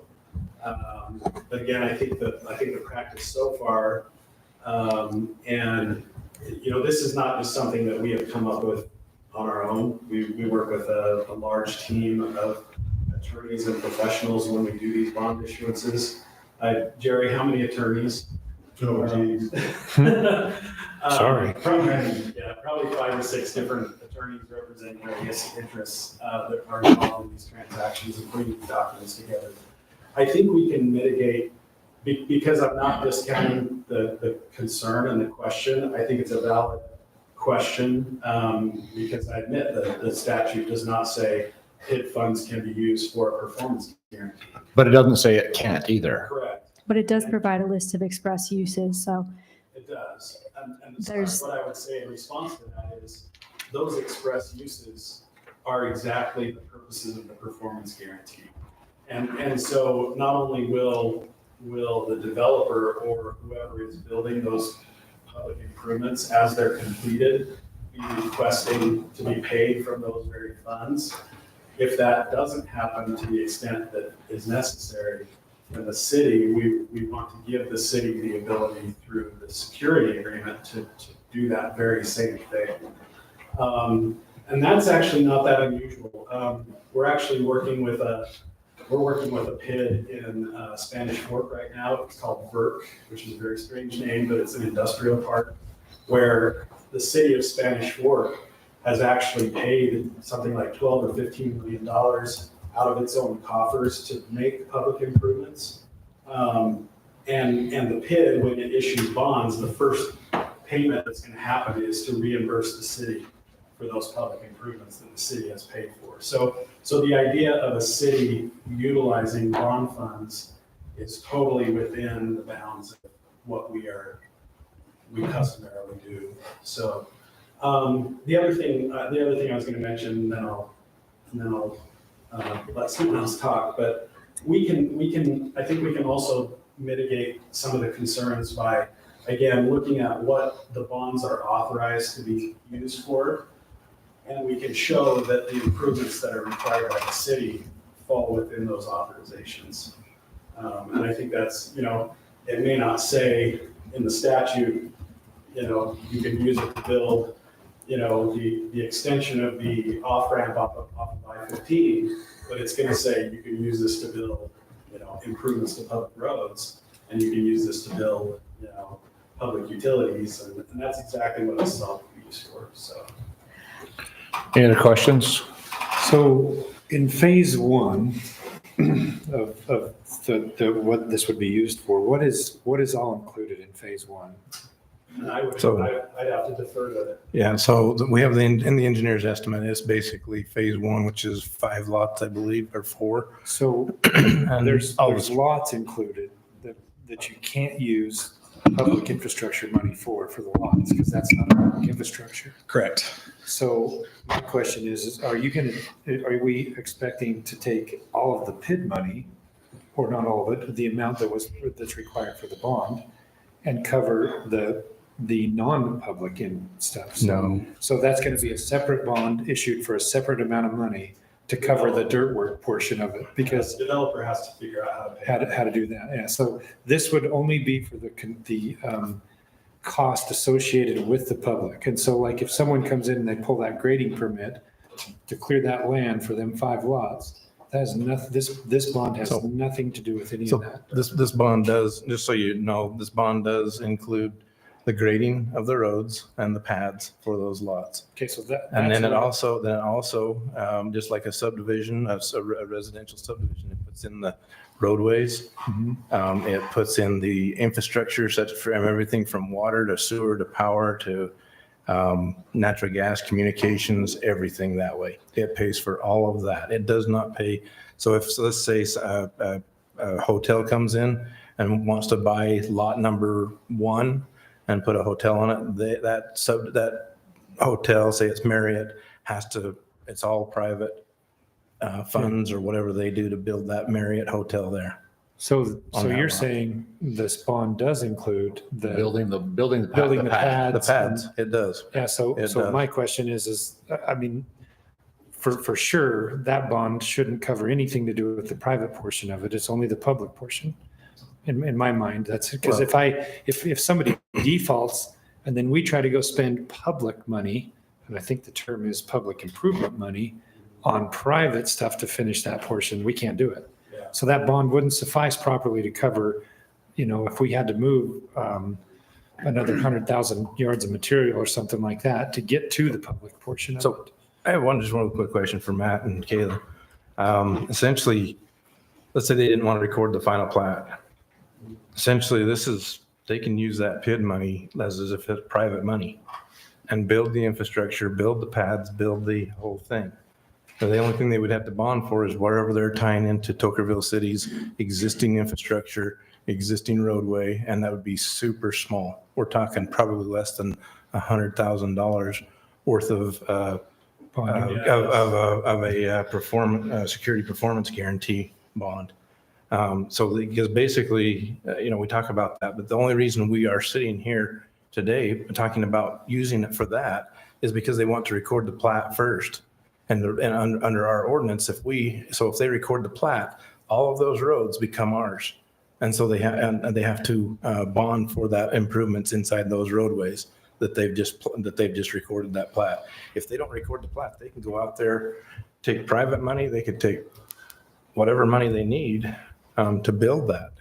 So just pointing that out, that's really what that is. So when we talk about building pads, I don't know of a public infrastructure district anywhere that I've seen have not built pads for residential. Right. The ones in Hurricane. The one across the hill, they're building the pads, they're building everything with that money. Exactly. Yeah, and I would say I agree 100% there. The Yeah. only reason we're standing here is because the developer wants to and needs to record the plat. Right. Otherwise, we would just be working with the developer to complete the public improvements and record the plat when they were done. Now, as far as this question about the pads, I'm going to defer on that issue because I don't have the familiarity with the line items of the engineer's estimates and stuff that Darren does and that the Typically, yeah, like you're saying, all the lots and things, those are private.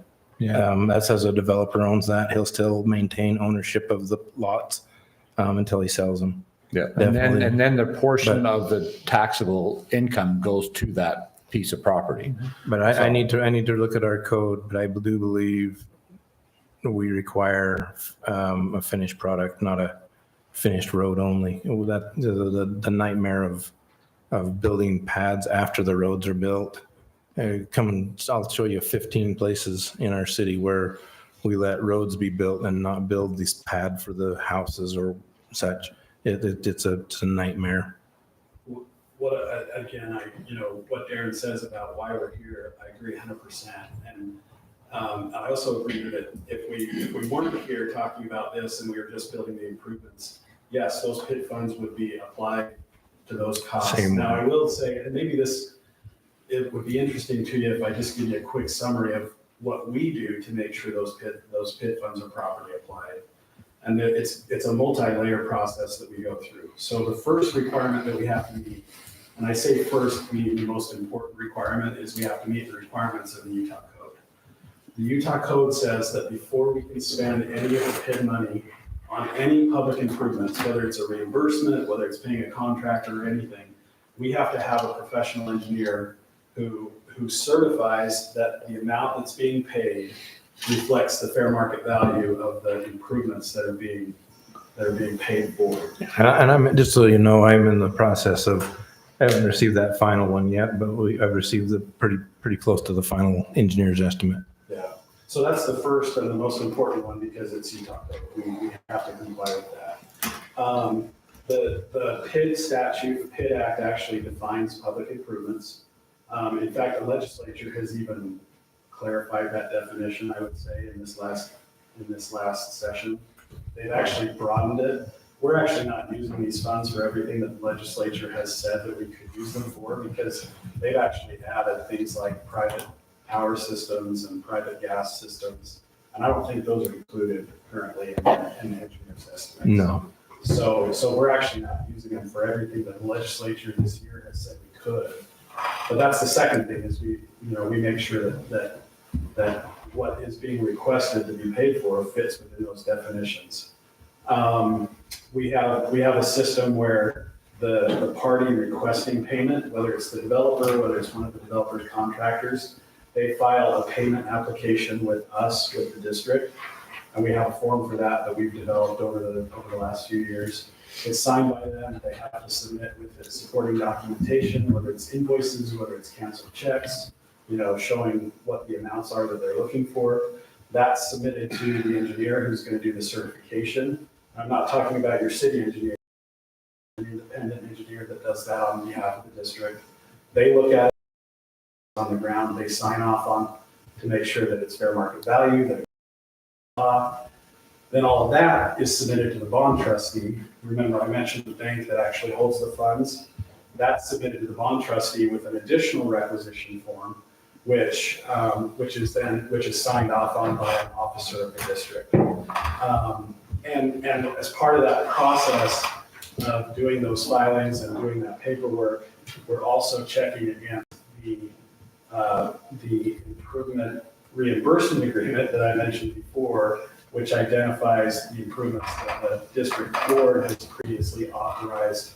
But we're only talking about public infrastructure, right? That's what I'm talking about. Yeah, so like I said, my concern is that if we use PID monies to bond for the whole project and it goes into default, then we don't have an actual bond that can pay for things outside of the public infrastructure. Is that, there's a question. What I would say in response is that what we're talking about, the city's bonding requirements is bonding requirements for public infrastructure. Yeah. That's why I say those two things line up pretty closely. But does it make sense what I'm asking? Yeah, I see what you're asking, and I also see Matt's point. So I think that concern is addressed, like the funds could only be used for public infrastructure. As far as how the private infrastructure gets done, I think that would be different. I will say this too. They're not required to bond for it. Oh, didn't interrupt. But Go ahead. that issue doesn't really address what you brought up, Kayla. What was that, Gary? Can you expand on that a little bit?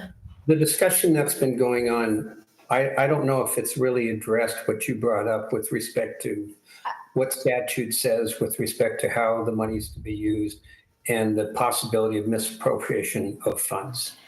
These are the issues that you brought up to be a concern.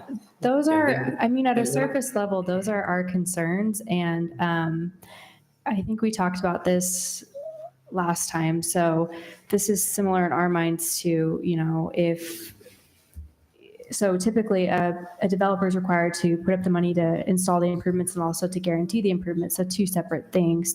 Here we're pulling from the money that's going to be used to install the improvements. So it's kind of short circuiting what's required. And then like Gary was saying, the misappropriation thing is a big problem. Yeah. The discussions that's been going on, Kayla, for the last 5 minutes, has that addressed those two concerns that you brought up?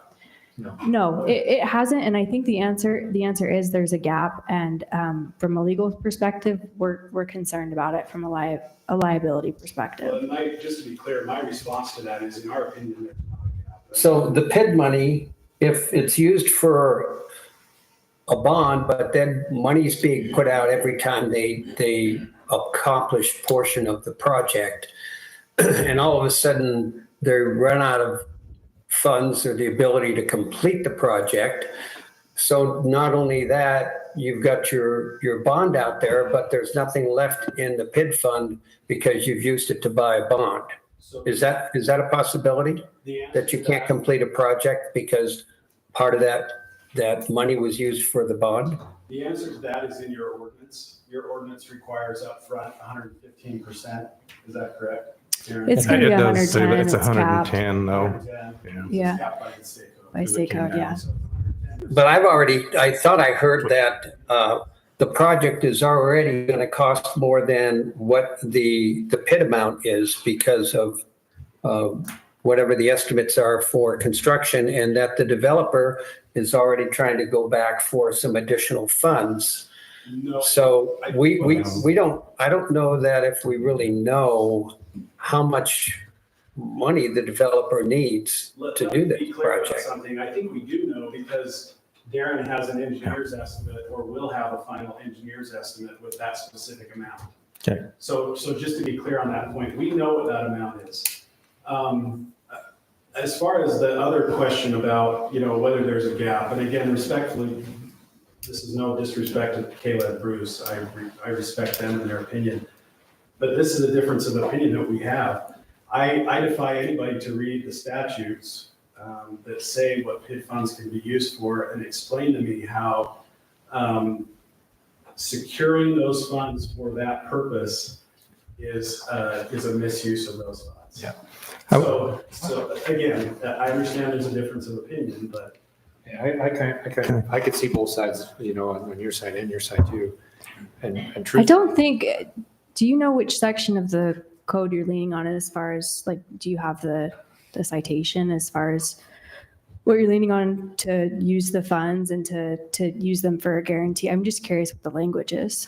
well, and what I've said, and again, I'm being very open with you guys. I always try to be very open with you.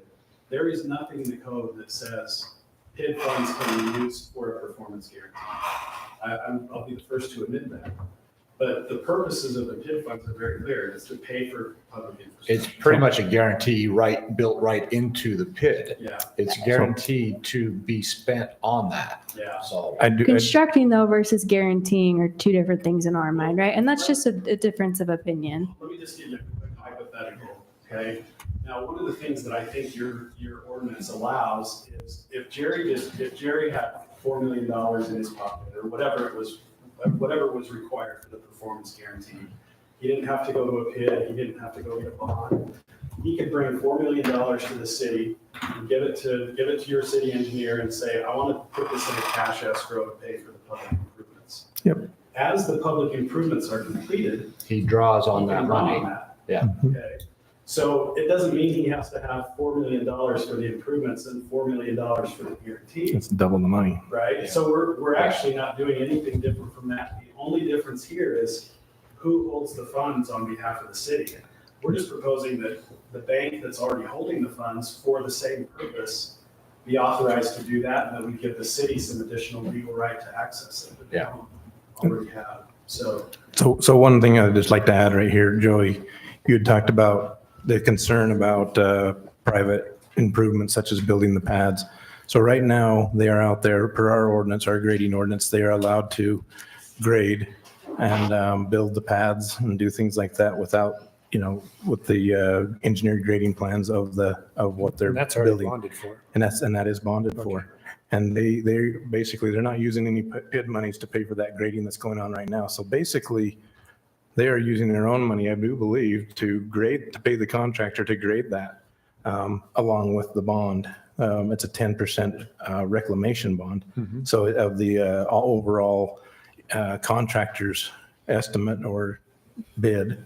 So essentially, they're out there building pads and roads and everything right now without any type of bond towards public infrastructure.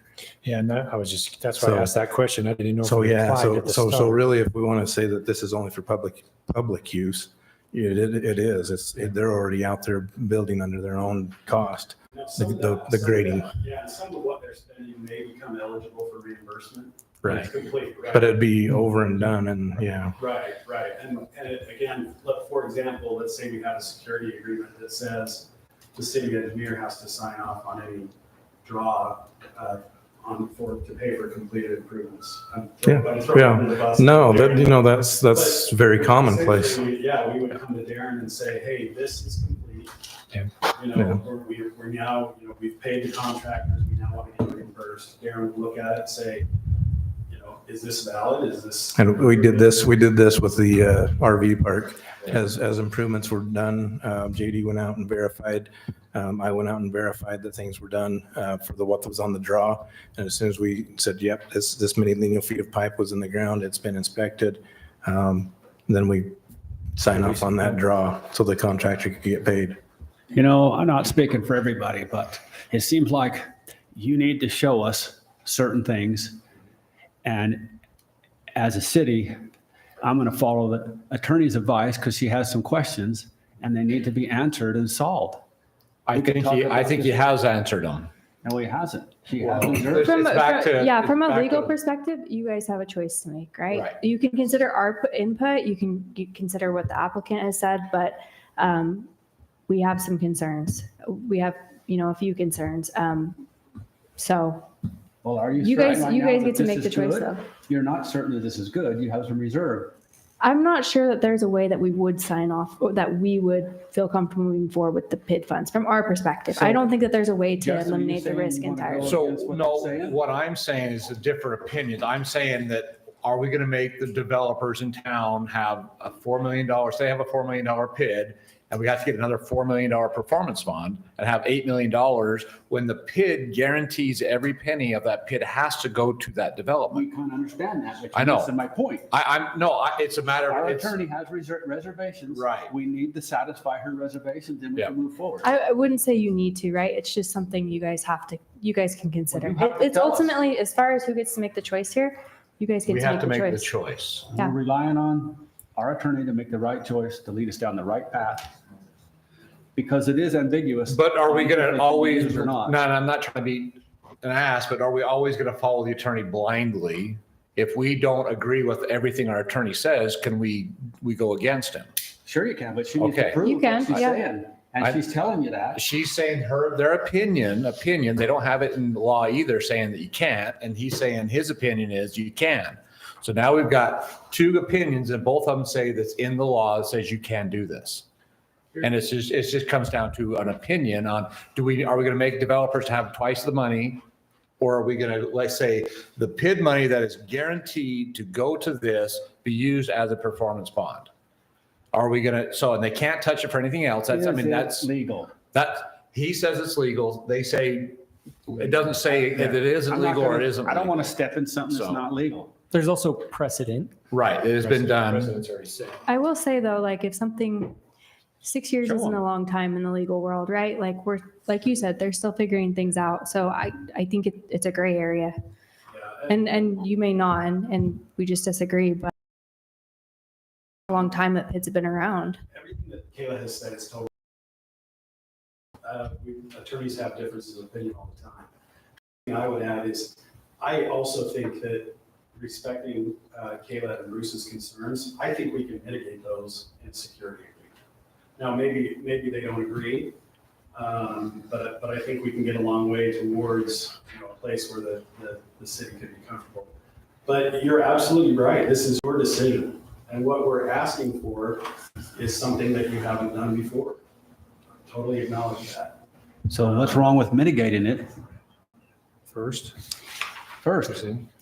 Well, that would be. the Then purpose it's of out in the open and everybody's happy with it. That would be the purpose of the security agreement is so that we could mitigate those through a contract.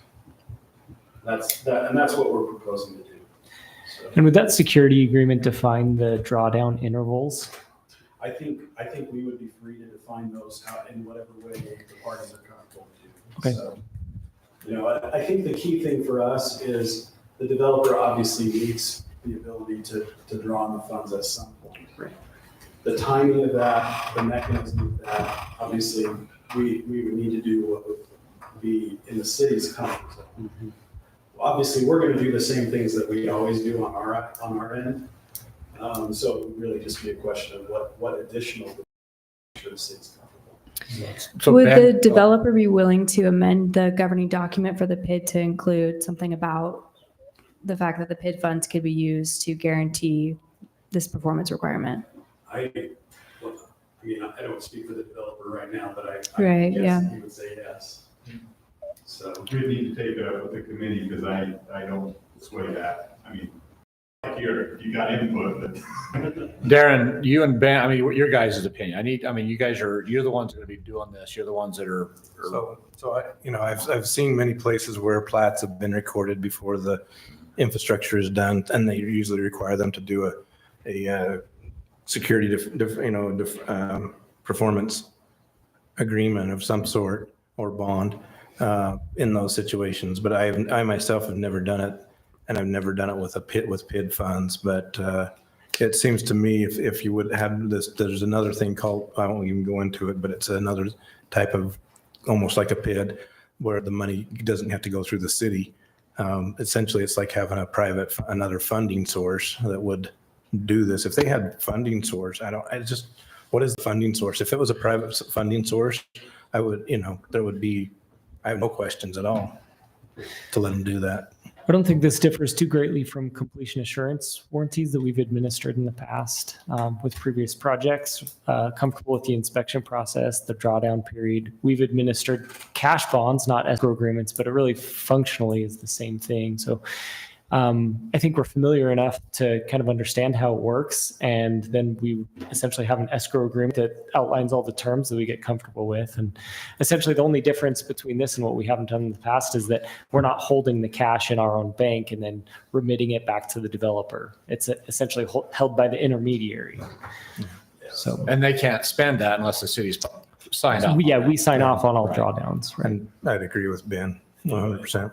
In a way, that's almost more cost effective for the city because you're still doing the inspections, you're still doing the verification, but you don't have to move the funds. All you have to do is sign off and give the authorization. So I don't think So, one of the concerns is how it affects the economic viability of the project. And I don't think this tool really affects it in any way. So you are tying up 10% for the improvement warranty, which the developer has to come up with either way. Whether that mechanism is recording and then they pay for it, either way, they have to come up with 10% for the improvement warranty. one other thing I would just throw out here because it's a thought that comes to me as we talk. I mentioned that what we're talking about using these PID funds actually only covers the majority of the performance requirement. But the developer is coming up with some sort of a bond on his own, which doesn't involve a PID. So one of the ways we can mitigate the concerns about this is that, just for example, if there's any improvements that the city is not comfortable utilizing the PID funds as performance guaranteed, we can specifically say that those improvements are guaranteed by the bond provided directly by the developer. I mean, it's just an idea, but I think that, again, an example of something we can do to potentially mitigate some of the city's concerns. And we're willing to be flexible. I think one of the things we've learned in doing these is we definitely have to be creative sometimes and flexible because, we're doing things that we believe, again, in our opinion, they're well-founded, but in some ways we're setting the example and blazing the trail for others to come behind us. And for that reason, we try to do it well. So. Any other questions? Yeah, I had a couple, just for my own clarification. So, Aaron, you mentioned something about, so if I can separate it, we've got PID money and we've got, say, developer bond money, whatever, two separate funds. Darren, you mentioned something about, and Matt also, where the developer to build the pads and the road infrastructure. And then eventually, once that road infrastructure is given to the city, he might ask for reimbursements out of the PID, correct? Right? Not from the city though. I mean, It would ask the city to sign off. yeah, I'm sorry. Yeah. You would ask the city to sign off to get the PID money to reimburse. If it's qualified. And Okay. and we would just release the 10% reclamation bond for grading. Okay, That's but you what we do. you mentioned something about the city has got places where roads have been built and pads have happened and Yeah, we're so- saying that as a negative. So could you? So I guess my biggest concern with that, I don't like to see subdivisions built without being pad ready pads. Just Right. because it comes in and then it's in a subdivision scenario, a residential scenario, you've got, every time we get one building permit, we have these retaining walls that's probably the biggest concern we have, and drainage. So now we've got a row of subdivision lots that are walkout basements. Where's the water going to go from those walkout basements? They're going to go over the retaining wall and down into the house below them. And we didn't require anything like that to be built. So I like pad ready. The other thing we have, I'll just mention Almond Heights. That subdivision was built with just the roads. The pads were never built. We continually with John Posters here and Emily and myself, every time we have a pad come, that the pad's 5 feet below the center line of the road, and yet we're going to let them build their house 5 feet below the road. Every time it rains, we have the potential to flood that house. So that, I guess So- that's why I would prefer to see pad ready. So your point then is that you would want to see roads and pads as part of, A finished product. okay. Okay, where am I going with I don't this? know. I don't know either. Okay, so you want to see, so then to take Joey's, That's just engineer, that's just. that's right, okay, so good- I good get that practice. part. So then Joey's concern is that, Well, I can mitigate my concern in a motion. yeah, but your concern, I understand, thank you, if you'll get, so your concern is that PID money might be used to build these pads as part of? Only in default. So if they default, then we have to go against the sewer Right. bond, then we can't use, we would be misappropriating the funds for using them outside of public infrastructure. We can't do that. They can't do that. No one can do that. Because it's in the PID for the public If I infrastructure. was to make a motion for it, it would be, part of the motion would be that the bond can only be covering public infrastructure and no other items can be, like, that's it, if it was gonna do it. And then also in our thing, it talks about the final approval of this security agreement lies in the city attorney's hand. Well, you're, In okay. the security ordinance. Your ordinance says approved by city council and or the attorney. But But this for the security. from our perspective, you guys are making the decision and then we'll review the agreement and But we're not protect the city the best we security can. agreement. If you guys are comfortable with it, like if we're gonna proceed forward and you guys are comfortable with the security agreement, then Yeah, if Ben and the attorneys are comfortable with it, then we just go then- from there, Ben and Darren. And then part of that security agreement would be Darren signing off on what's withdrawn from the. That's Is that already, the right way that's to say already it? in, It would be one of the that's already line part of items it. or stipulate, the steps, I guess. So that would be what would happen normally. Yeah, it's And normally if there there. was some kind of a default, I think what the easiest way for us to provide for the city access to those funds is just say in the security agreement that the city itself, if there's a default by developer, can apply for the funds the same way the developer does. That's, again, that's not unusual. We've done that in other cities. So. and that'd be up to, like, that's a boulder, but you guys would have. Yeah, I don't know. I'd run that by Bruce. Yeah, I mean, as far as what's been discussed, I think our stance remains the same. Sounds like you guys also have opinions, right? So, I just don't think from our perspective, the source of these funds, like, it's a problem to us because in terms of, if things go south, the question comes up, should these funds have been used to guarantee improvements? And our answer is, I don't know. We don't know. And we're not comfortable with that gray area from our perspective, right? It's a gray area. Lawyers don't like gray areas. The access that the city would have, when you were just talking about that, like, that's, how binding is that? Like, what is that? Like, Well, the reimbursement application process runs through the district who I represent. And so what I'm suggesting is that if there was a default by the developer, the city could just step into their shoes and just access the funds by completing a request for a requisition the same way the developer would. They'd still have to be, by state law, it'd still have to be certified by an engineer that, that they qualify and so on.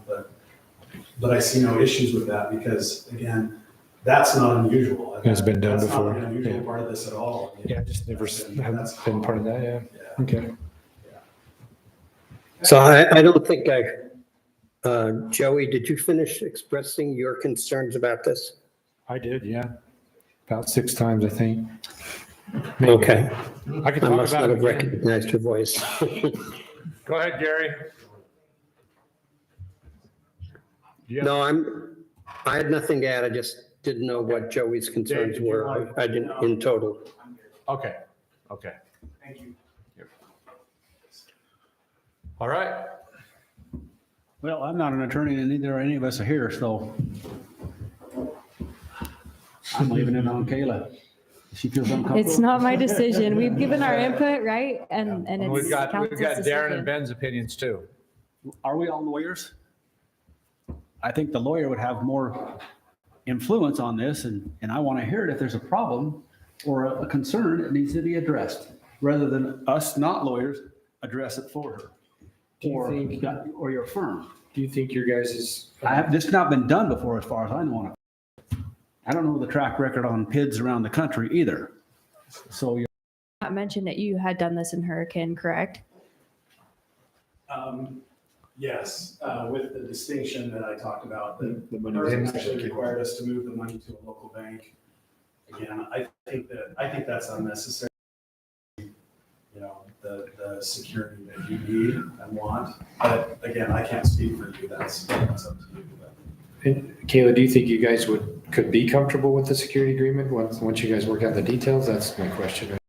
To be honest, from Bruce and I's perspective, no. Just it comes down to the source of the funds and just the question of can we use them? And from a lawyer's perspective, if the question is I don't know, we're hesitant to say, yeah, city, go ahead and do this, right? Because we don't know. We don't know if this is something that's really permissible and these PIDs are new. So I think it's a gray area. Like Matt said, I mean, there's cities that are doing this, but there's a question mark for us in terms of whether they should.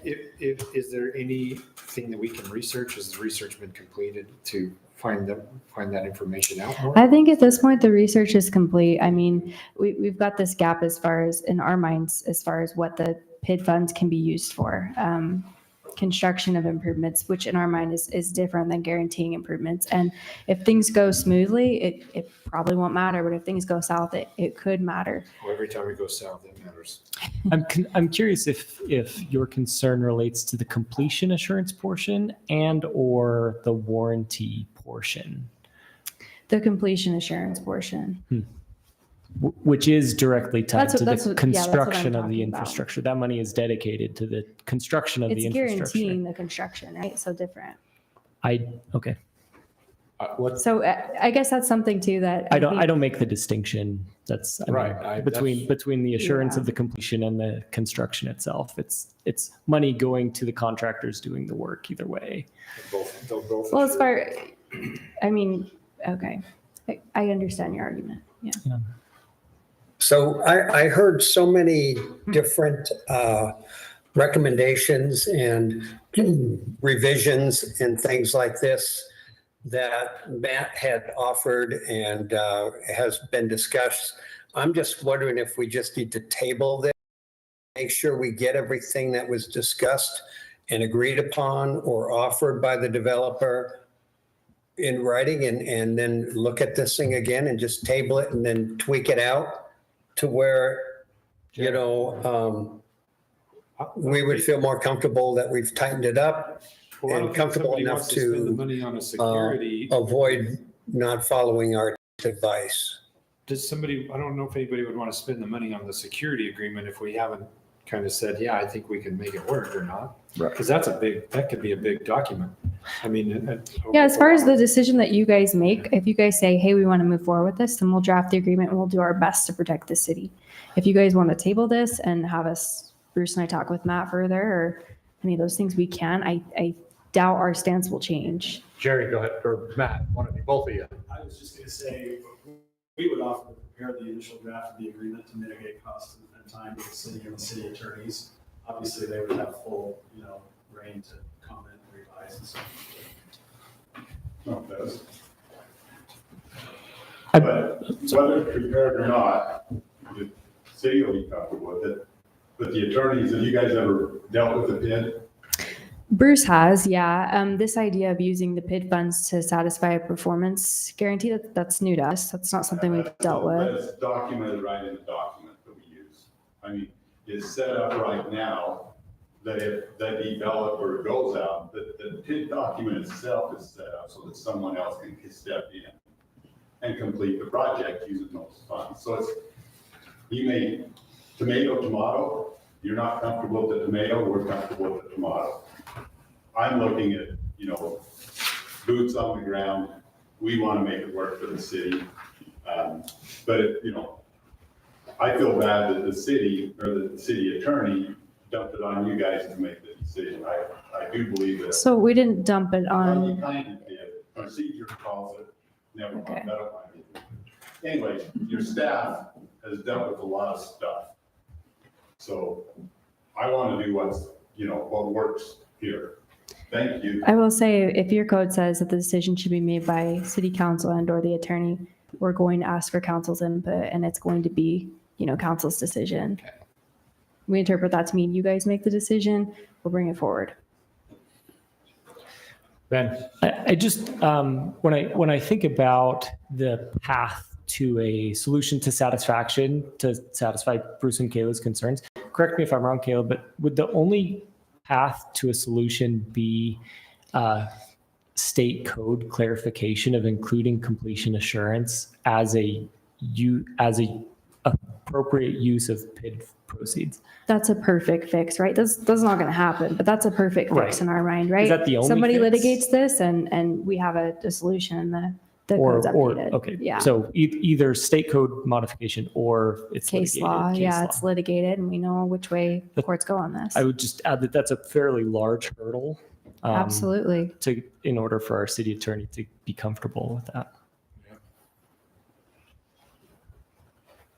Are we also setting precedents now to allow this to happen with future development in other areas as well of the city? Yeah, I think so. If you allow it once, it's easier to allow it a second time. It's also easier for somebody to come in and say, hey, you allowed this over here, right? Mm-hmm. But the one thing that's different is that they did pass something that they don't allow PIDs anymore. So that's kind of. Yeah, Tocqueville City, we did say more PIDs. Yeah, we don't still a number of PIDs inside the city that could come in and just say. Right, and you guys are or at the same level like we are now, like just each time you would have a decision to make. Honestly, guys, I'm comfortable one way and then somebody else says something. And And really what it comes No, down so- to is what piggy bank you have it in. Like you can do it like a bank, you can do it how we're doing it. The money exists in both places. Yeah. It's there. It's not some magical thing. It's a Right. bank account and it's The just money's whether there and it's it's Airbnb guaranteed. or wherever you guys would want locally, if that was the way or whatever. we want it in a Tocqueville bank. But yeah, the money's there. That next project. So the money's there and it's guaranteed to be, have to only use for this with all the steps. And And if it's like a pad thing, he could say, no, we're not gonna let you pay for that, you gotta figure that out on your, I mean, like, so every time so All Star is doing the development, and every time that comes in, he can say, no, or yes, and so like, to me, that's the control right there, the money exists, he says no, like, what are you guys doing on this? And there's not really a reimbursement consideration, because we're gonna have to come up with additional money, like, to finish the project, which we have a plan for, but they'll have that control and the money's there. So I think that's really, I get what both, attorneys are saying, but that's not the issue in my mind. The issue is it in a bank here or is it in a bank there? The money's there to do the project. So thank you for that. That's my 2 cents. I think the issue is illegal. Has to be legal. And they're both And saying it's not whatever- illegal. yeah, she's not saying it's Manager was not saying- illegal, it's You're just, saying she's not comfortable with it, he's saying he is, and so I get what you're saying, but it's not illegal, like it's not. It's just like it hasn't been decided yet, is what she's saying, like to her point, and then Matt's saying, yeah, it hasn't been decided yet to his, so it's not illegal. But I mean, if that's how you feel, I'm not telling you you're wrong, I'm just saying I'm it's just not. asking, is it legal? I didn't say it's legal. I think it's questionable. I just think it's gray. So as far as what the statute says, it says public district may, and then it has issue negotiable bonds to pay public improvements related to the provision of housing. I don't know that, and it has a few other uses listed on here, but that doesn't I read a answer my lot of that today, question. And I was confused with it. I couldn't Yeah. decipher what it's trying to tell you exactly. It's like it tips this way and it tips that way. Is Hurricane just only one PID that's doing that, or how many PIDs do you know of that are actually using this mechanism currently? And then also the follow-up, that second is, do you know any of them that have defaulted in that nature? Should we know? So the PID that I used as an example is the only one in Hurricane that's that far. I mean, any other in the United States that you know of that are using this same mechanism? Well, we're just talking about Utah because PIDs are. Yeah, I guess Utah, sorry. But no, we can find some other examples if that would help.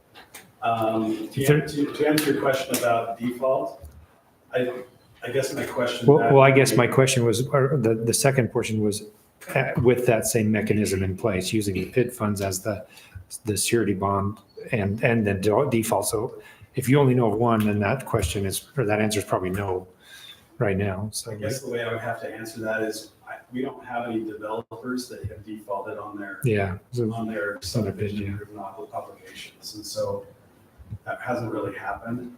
But what I can say is that we have multiple examples of local creating entities, towns, cities that are utilizing PID funds and being reimbursed PID funds. Yeah, reimbursed, but I They mean, completed. but Hurricane, there's only one that they're actually using the surety bond, the PID fund monies for the surety bond. Right, but I mean, something like 30 years of improvement Yeah, costs have flown. that's a little bit, that's a, You know, jeez. How much work would it take to like look into other ones that have done it? Because if there's only one in the state that we know of, that's. Yeah, we could call and talk to Hurricane City Attorney or do a number of different things to look into it further. That's something we haven't done, is talk with anybody who's done this before. Well, besides Matt. Matt's done this. I personally feel uncomfortable making a decision this evening based upon all the discussion that I've heard. If I had to make a motion, I feel like I'd like to table it Second. and then get these kinks worked out. I would agree with you. So we have a motion to second by Joey. Any more, Joey? You said second. It's not a true motion. Oh, did you motion that, Gary, or not? Motion. I will move that we table this issue. I was second with like, but I'd like to figure out who's actually going to do that little bit of research to see if there's more than one and just, see if we can find out a little bit more information about it. Because I can see both sides of that portion using the same, I could see both sides of it really well. But if there's only one, I don't feel as comfortable, even though it's a large amount of money. But if there's 5 of them in use and the state is aware of it, then I don't see a problem. we'll provide that information. Appreciate it. Don't have your attorney spend time on that. Thank you very much. Yeah, that'd be great. So you made a motion. That's Gary's motion, his second. Any more discussion? All in favor? Aye. Aye. Any opposed? All right, we're going to move on to item G4, discuss the possible action on a nightly rental application submitted by Kathy and Ray Vance, tax ID T-168-G, current zoning is municipal use MU20. Emily. Yep. So this is a nightly rental application. Kathy and Ray were on the waiting list and a license became available. It was a complete application. They submitted everything. They passed a fire safety inspection. There were some issues with fire protection. As you saw on the agenda item sheet, those were discussed at length at Planning Commission. The motion ultimately included secondary access through the Bence's property for the fire trucks, and then Thanks, Matt. bringing in some water for fire protection within 250 feet that the fire department was comfortable with. So John went out there, a few of us also went out there and talked about some options. You saw the email, hopefully, that I sent today from him, and he can report in detail if you'd like to hear the plan. John. Is John still there? Yeah, He's here. John's here. Holy cow. Sorry, He's barely John. awake, but he's here. You know a lot about PIDs now. Yes, I do. So yeah, this week we met with Ray and Kathy and a couple of members of the staff. Our original concerns, as Emily said, were access and water. The Bences have agreed to install a fire hydrant within the distance of the current IFC code, which is 250 feet from the home. With installing that fire hydrant, they're going to widen that little section of the road. I gave them the detail from the fire code. They're going to install that. We're going to have a wide section of the road. They're going to take some of that dirt and move it up. If you look at that map, there's that first hairpin turn right there where it says improved pullout. So they're going to widen that a little bit. On their property down below this rental property, they're going to construct a fire department approved turnaround that's going to meet the 75,000 pound requirement from the International Fire Code. And so this project is going to be way better when it's completed than it currently is. Is that a one-lane road going down there? It is a one-lane road. With some quick information that I pulled up from the Washington County website, They have an imagery system called Connect Explore. We did some quick grade checks on that. The road that is Shangri-La, that is about an 11% grade. The first portion of this road that it shows here, that's about an 8% grade. You make that first hairpin and it's 11%. Now that is quick, preliminary, non-engineered, non-surveyed numbers, but it falls within the parameters that the fire code official is able to approve. We're holding you to it. Our code calls for, it's technically this is a private driveway. There's a length limit on that of 150 feet. This exceeds that, but Planning Commission made an exception to that with their approval of this permit or recommendation. I will provide just a little bit more history to give like the full context here. So Emily gave a really good summary, but so this house that's on this property, it was a legal non-conforming structure. So when I say legal non-conforming, that means that zoning changed and it was no longer in compliance with zoning, or zoning didn't exist and was later enacted. So one of the two, it's out of whack with our code, right? But because it existed before that change, it was Specifically legally the driveway, non-conforming. right? What? Specifically the driveway? Is that Specifically the structure. the structure? Oh, okay. The structure. So the structure is legal non-conforming. Because they brought this application to change the use, that means that they have to come into compliance with the code, right? So once it's not, once you change the use of a non-conforming structure, then it's required to come up to speed with code. So the provision of code that it didn't follow was the driveway provision, right? So it doesn't follow the, I think it's length, width, and grade, right? Or was it just two of the Our three? grade is 15%. So if it's 11, Width is okay? width is okay for one residence. Yeah. Okay, so what Planning Commission did, and Planning Commission has the discretion in your code, it's Planning Commission's decision to consider the fire marshal's input and then grant an exception to the driveway requirement, which essentially just makes it a legal non-conforming use again, right? So I'm just trying to give you like the full picture of everything that's happened. So what's before council tonight isn't so much making an exception on the driveway, that's already been done by Planning Commission, but it's deciding whether to impose additional conditions on this application in accordance with what the fire marshal has recommended and just generally speaking. Oh, sorry. I'm done. You didn't cut me off. After all the review, I think everything looks good. The only question I had is there was some comments about a private hydrant compared to the city hydrant. And I'm grateful that you guys are willing to do everything to bring it up to like, seems easy to me. Like I believe that JD was talking when we were out there, he would like it to be a public because he likes to control the quality of the water in the line. The only thing is, he says, well, possibly we could do something different with, an automatic flush valve on the line, a couple of different things like that. But because it's a dead end. the private, because the problem when you get a dead end line, the water will go back because it becomes stagnant in there. It'll go back up and it could get into our 8-inch where they're going to connect in up there. That it'll basically get up there and contaminate water. They'd have to put a backflow preventer. They would possibly have to put a meter on it. And it's a lot of hassle for JD to maintain, plus just cost wise as well. How far from the hydrant will the house be? 250 feet? Yes. Yeah. Is there any way to redo the service line from the house to connect it to that hydrant line, and that solves your dead end problem, gives you a little bit of circulation? Could be. We talked about that in the meeting Because a little it'll bit. contaminate in 45 days and you got it back.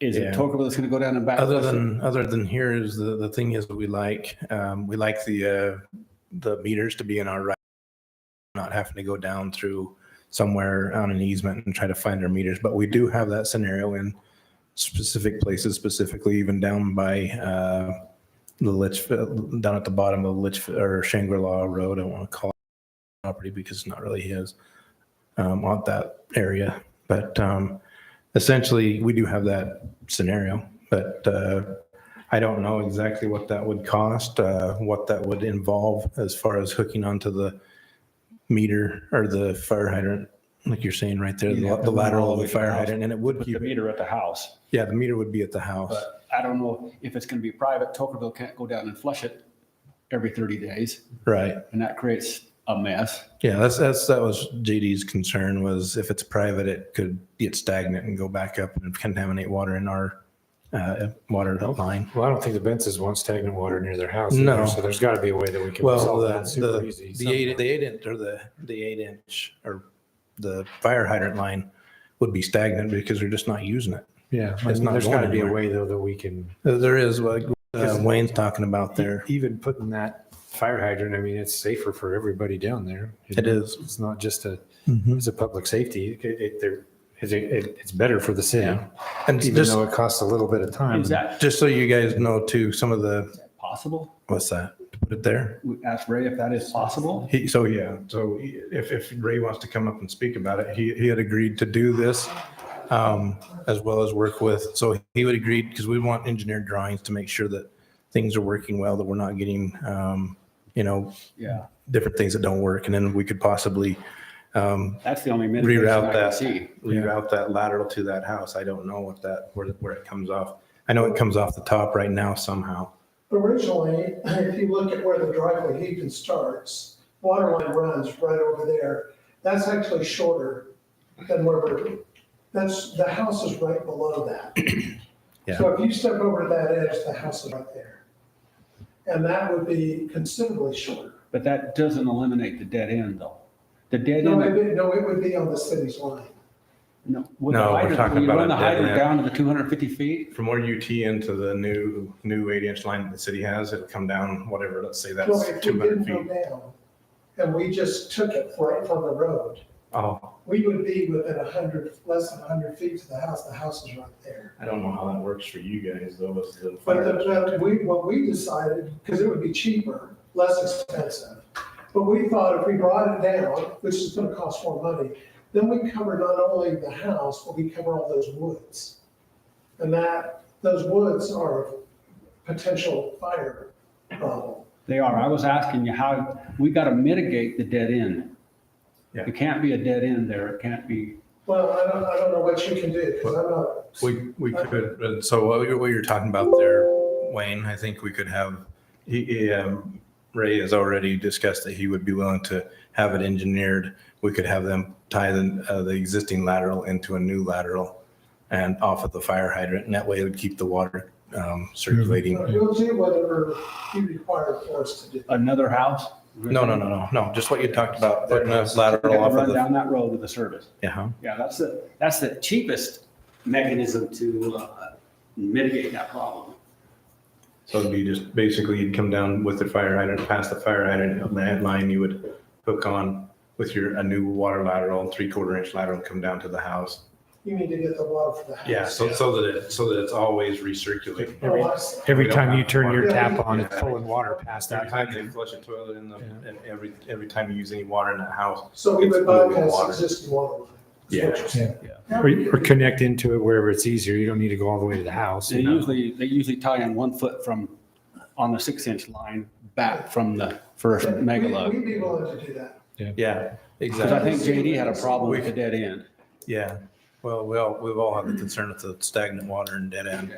But, so Ray he's discussed that he would, depending on what your decision is tonight, that he would be willing to pay for the engineering to get that done, and we would have it reviewed and.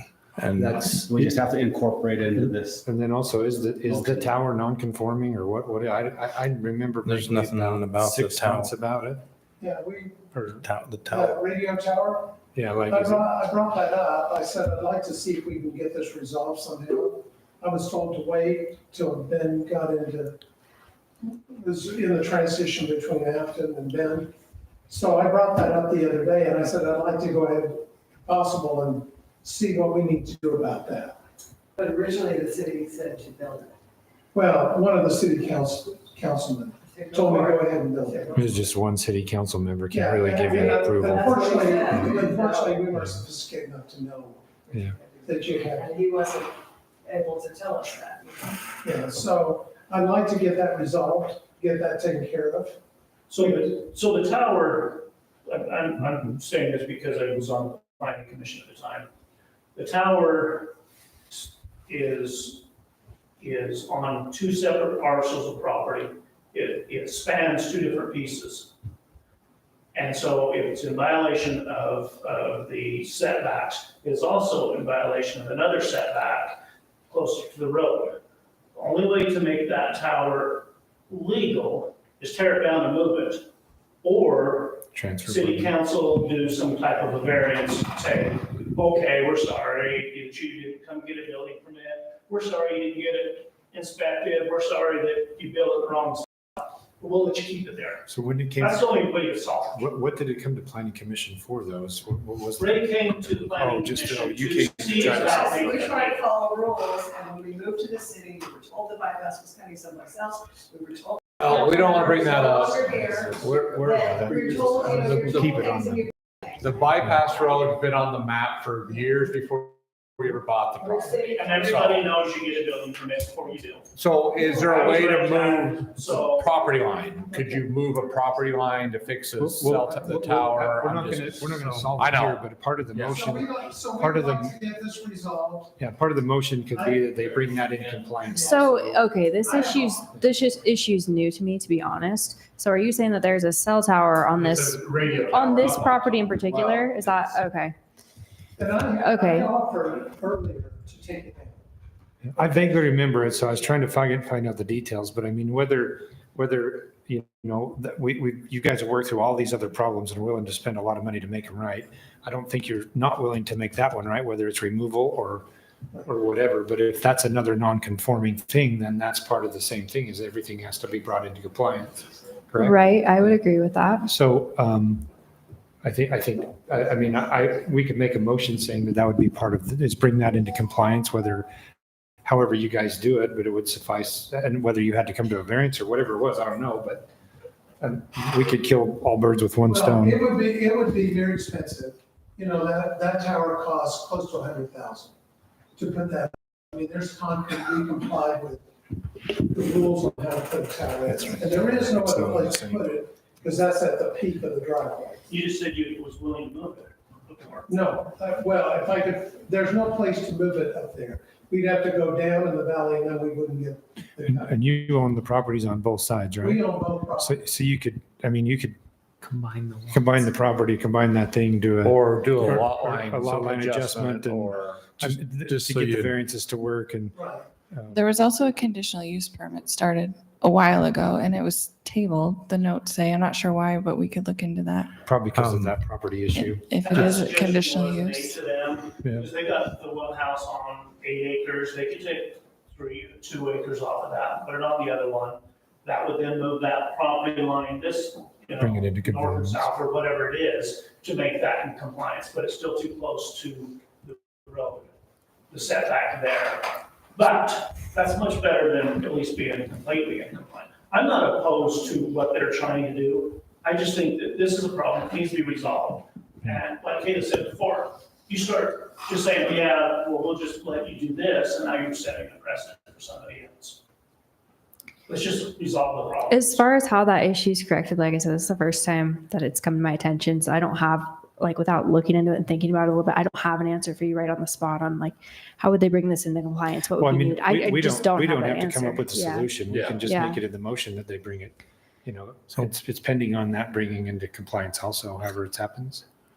Okay. And just so you know. Yeah, you could do that. I'm looking at the county map. The actual tower is on a different parcel, but than the nightly rental. Oh, is it? It But is, the lines but go- it's super close to the But the parcel. lines Is- cross both Does properties. the Yes, tower, He is correct. part The of, lines. part of this nightly rental, I mean, are we adding something to something that should be a whole separate issue?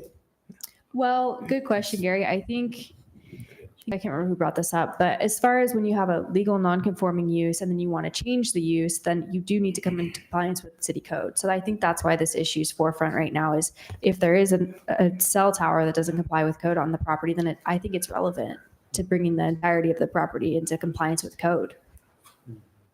So are Is the approval of the rental property, is that still going to be out of compliance? It's still going to be legally non-compliant even with the improvements because of the driveway? will be legally non-conforming, but And the planning commission's already basically given that. yeah, I view it as like,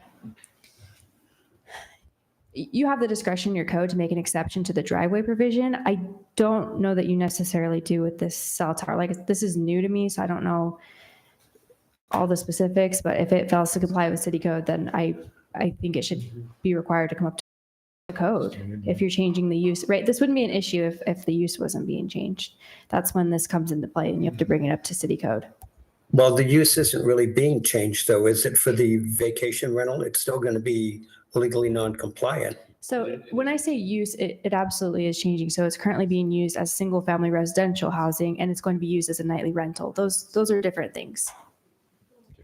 So it has to come in compliance. Has to come into compliance. We've already solved the driveway aspect. Sounds like we have a cell tower issue. We saw the fire code, we saw the. So now is The water. Is it in compliance now? Once It sounds like there's an issue with the cell tower. It's on it's a radio. Is it a radio I tower? have Okay. radio. Everything else is in compliance. The house is in compliance. The driveway Once was we- not in compliance, but planning commission granted an exception. So planning commission can do that. So that aspect's taken care of. So as far as how it doesn't comply with city code, Everything is compliance except for that. exactly. Well, Yes, thank actually, you. the motion would be is to follow the recommendation from the fire code to bring it into compliance. The tower could be brought into compliance with a couple of different things. Now I'm like I say, I'm kind of like Kayla, not thinking about it until just right now. There'd have to do a lot line adjustment. We would have to do a bunch of things like that. There are steps to get a building permits. Yeah, we could come back Could they and apply for a variance for bring it. setbacks? I don't know off the top of my mind. It is a Well, conditional use. it would be. I'd really That's want to all. look at, I mean, I haven't, I'd like to see like the county GIS. I'd I'd like to love know what to- I'm looking at. 'Cause I'm a little bit confused. No, I had a Yeah, couple, I had a couple questions too. Me? Okay. So to mitigate Wayne's concern, can you tap in for a domestic line for a fire hydrant that's designated for a fire hydrant? Are you allowed to tap into that to make it a domestic line to a house? That's what they're all there. Well, no, I understand they're on the water, but you're tapping in directly into that fire hydrant at the end of the line there. Or- Yes, on the so, Is that, I understand. Yeah, My so- question is that legal to tap in at the end of that fire hydrant line into the house? That's my only yes, question. they do it all over in St. Okay. George. Yep. Okay, 100%, that's part of their standard. okay, that was, Now that might be, there might be something a little bit there with our code or our standard and specs, not our code, but our standard and specifications. I could look at it and see. okay, so again, It might not be. So you okay, are, so to take Stacy's point, why are we doing stuff that is not in line with our code? that's why I'm saying we would look at it in the engineering part of this to see if we could. Okay, I mean, I'm good with Because if we the couldn't- hydrant and what the Bences have done to make it so that they can do it. But now we're adding another step that wasn't brought up before because we're concerned with how the line ends.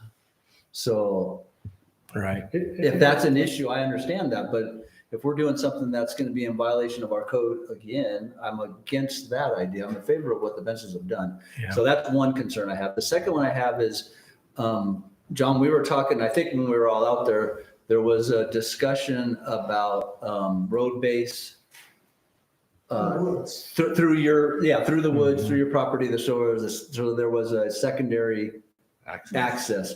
Did that get dropped? No, we. No, I was waiting for. Because I didn't, did I miss that in the agreement? No, we're still doing that. We talked with I was Ray and waiting. Kathy about it. and- Okay, but I didn't see that in your assessment, did I? I missed that. Yeah, it's right down at the bottom. It says fire department approved turnaround will be added. Well, that's the turnaround. I'm talking about, Yes, we're gonna lay. well, no, I understand. Yeah, no, I get that, Ray. I understand. But you're talking a turnaround to go back up the same way they came down. I'm talking about, Ray's talking about a secondary access road base so that they could drive through Ray's property and go up your driveway to get out also. Right. So did that part get dropped? So the second access, the through street that I think you're talking about, that is not a requirement of the International Fire Code. Okay. As long as we get down, we're past 150 feet in length, we need to turn around. Yep. It's, Okay. it would be optimal for us to have that second access. Okay. But if those trees are on fire, we're not going to send Oh, a yeah, truck absolutely. into that. If those trees are on fire, I hardly see you guys using the hydrant that the Bences are putting in either. Well, it's right there on edge. We'd be It's also close. it's also on a slope. It's also on outward turn. So I really highly doubt anybody's going to take their fire engine down there, but that's beside the point. So the point is, but then correct me, Emily, if I'm wrong, or Kayla, was not the planning commission's motion also was that that was going to be a gravel secondary access? I think that was the concern if they didn't think they could get a fire truck down the bottom and turn Okay, around. so that wasn't a concern. It was a recommendation that it was looked into. It was a part of the recommendation. To have the, Just because Ray brought it up at the meeting, like, well, we have another road, you could get access, and they said, let's look into the secondary access, let's look into, and that was also, would have been a part of that standpipe, which it sounds like isn't the best option. The hydrant replaces that. They would have needed to improve that if they were gonna put a standpipe in there. Because there would have had to be a pump truck down at the pond and then a fire truck closer to the house, but that's not the route they're taking anymore.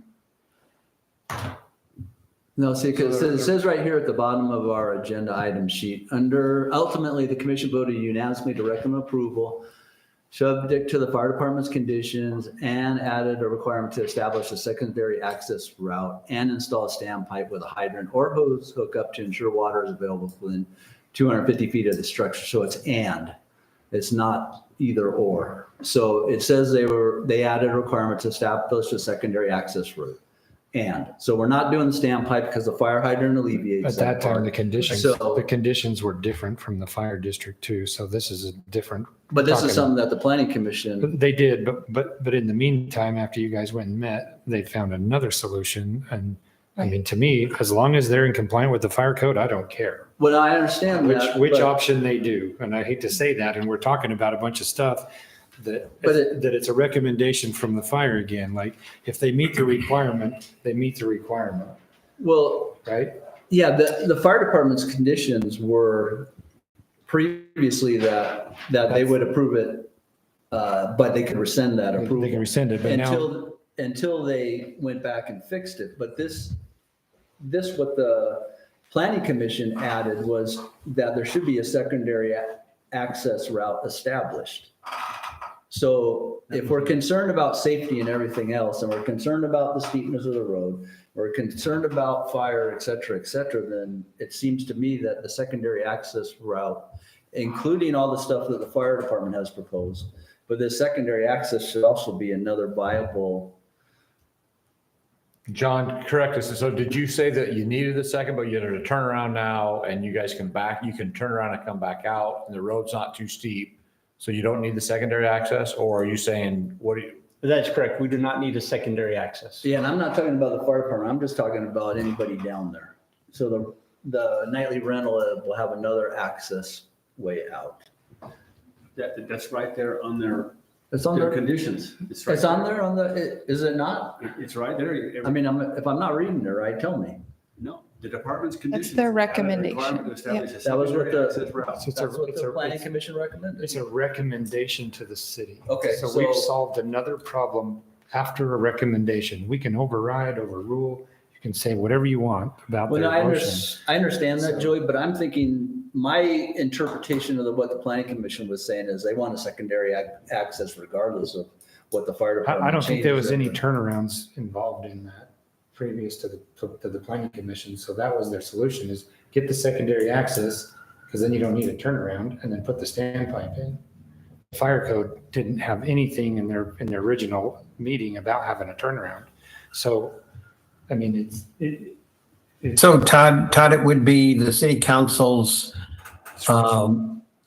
decision as to whether we want to accept or reject that recommendation. Yeah, no. Based upon the revisions that have been made on the main road, so- the council can accept the fact that secondary access is not needed along with the fire department's. Yeah, no, I understand that. So all I'm saying is if you look at, if this came into the planning commission, in our packet, there's from John to Emily, May 13th. I think it's second to last item. That was before the discussion on the turnaround also. No, it wasn't, because it's in here. The discussion on the turnaround was yesterday. No, hold on. It says on, if you read this, it says, if you read number 1, what John wrote, it says there are also some hairpin turns along the driveway that are problematic. To meet IFC regulations, there would need to be a turnaround at the end of the driveway. But this is what went to the planning commission. Okay. And the fire department tentatively or approved this with the contention that they could rescind it. Correct, John? Correct. Okay, so in here it says that there would need to be a turnaround at the end of the driveway. There wasn't when this went to the planning commission. So the planning commission approved and recommended it came to us the way it was written right here. Ray and John and the city got together and came up with an additional plan so that the fire department could not rescind what they were approving right originally. So this letter went to the planning commission. The planning commission looked at it and says, yeah, we'll give a recommendation to the city council to approve it the way it is right here. The negotiations happened after the planning commission approved it. One of the planning commissions with contention was they wanted the secondary access approved. Okay. So then we need to send it back to the planning commission if that's the case. No, we don't send it. Well, we can change it. I understand what you're change saying. it. We can omit that. It's just a recommendation. I understand that, but they recommended this stuff prior to this all being the secondary agreement. So I would like to see the recommendation of the secondary access continue within the rental agreement or the approval. So, I mean, I don't know if you guys don't agree with me, I don't have a problem with it. I don't think it's fair that if they meet the letter of the law, that we're going to ask them to do more and above, because that means every time that they're going to go in and spend more money to construct a road for a secondary access that's not required. It's a stipulation from an opinion, in my mind. Somebody could tell me if I'm wrong, but if they meet the fire code, I'm not going to make any homeowner here go and spend more money, and I wouldn't be expecting. Well, they met the fire code before, and we're making them spend more money right now for a hydrant, a turnaround, They're and meeting everything it else. at a higher level. The Yeah, but fire, they met the fire code guys prior are to that, did they not, John? Not exactly. You guys gave approval.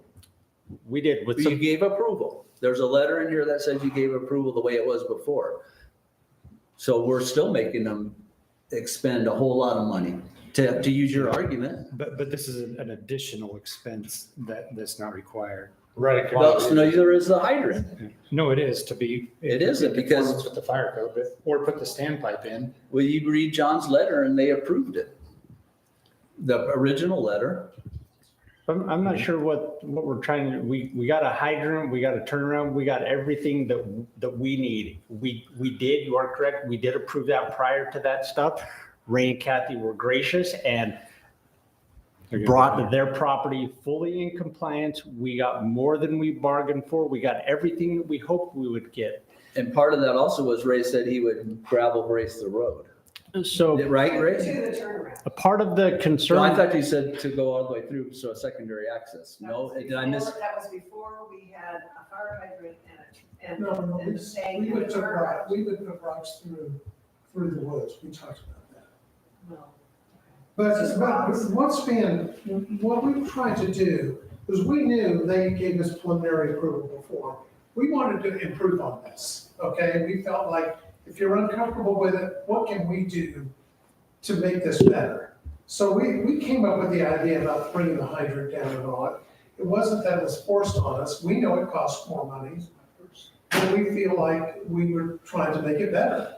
And, We're trying to be safe, but not spend unnecessary money. I don't think. right, and we feel it's safer if we bring a hydrant down, because there are woods there. And if you need to drive through the woods, then we'll make sure that a fire truck can drive through the woods. And apparently there was supposed to be a hammerhead in the woods. We agreed to do that. And so, well, I mean, it's us that's making the decision to go farther than what was required of us.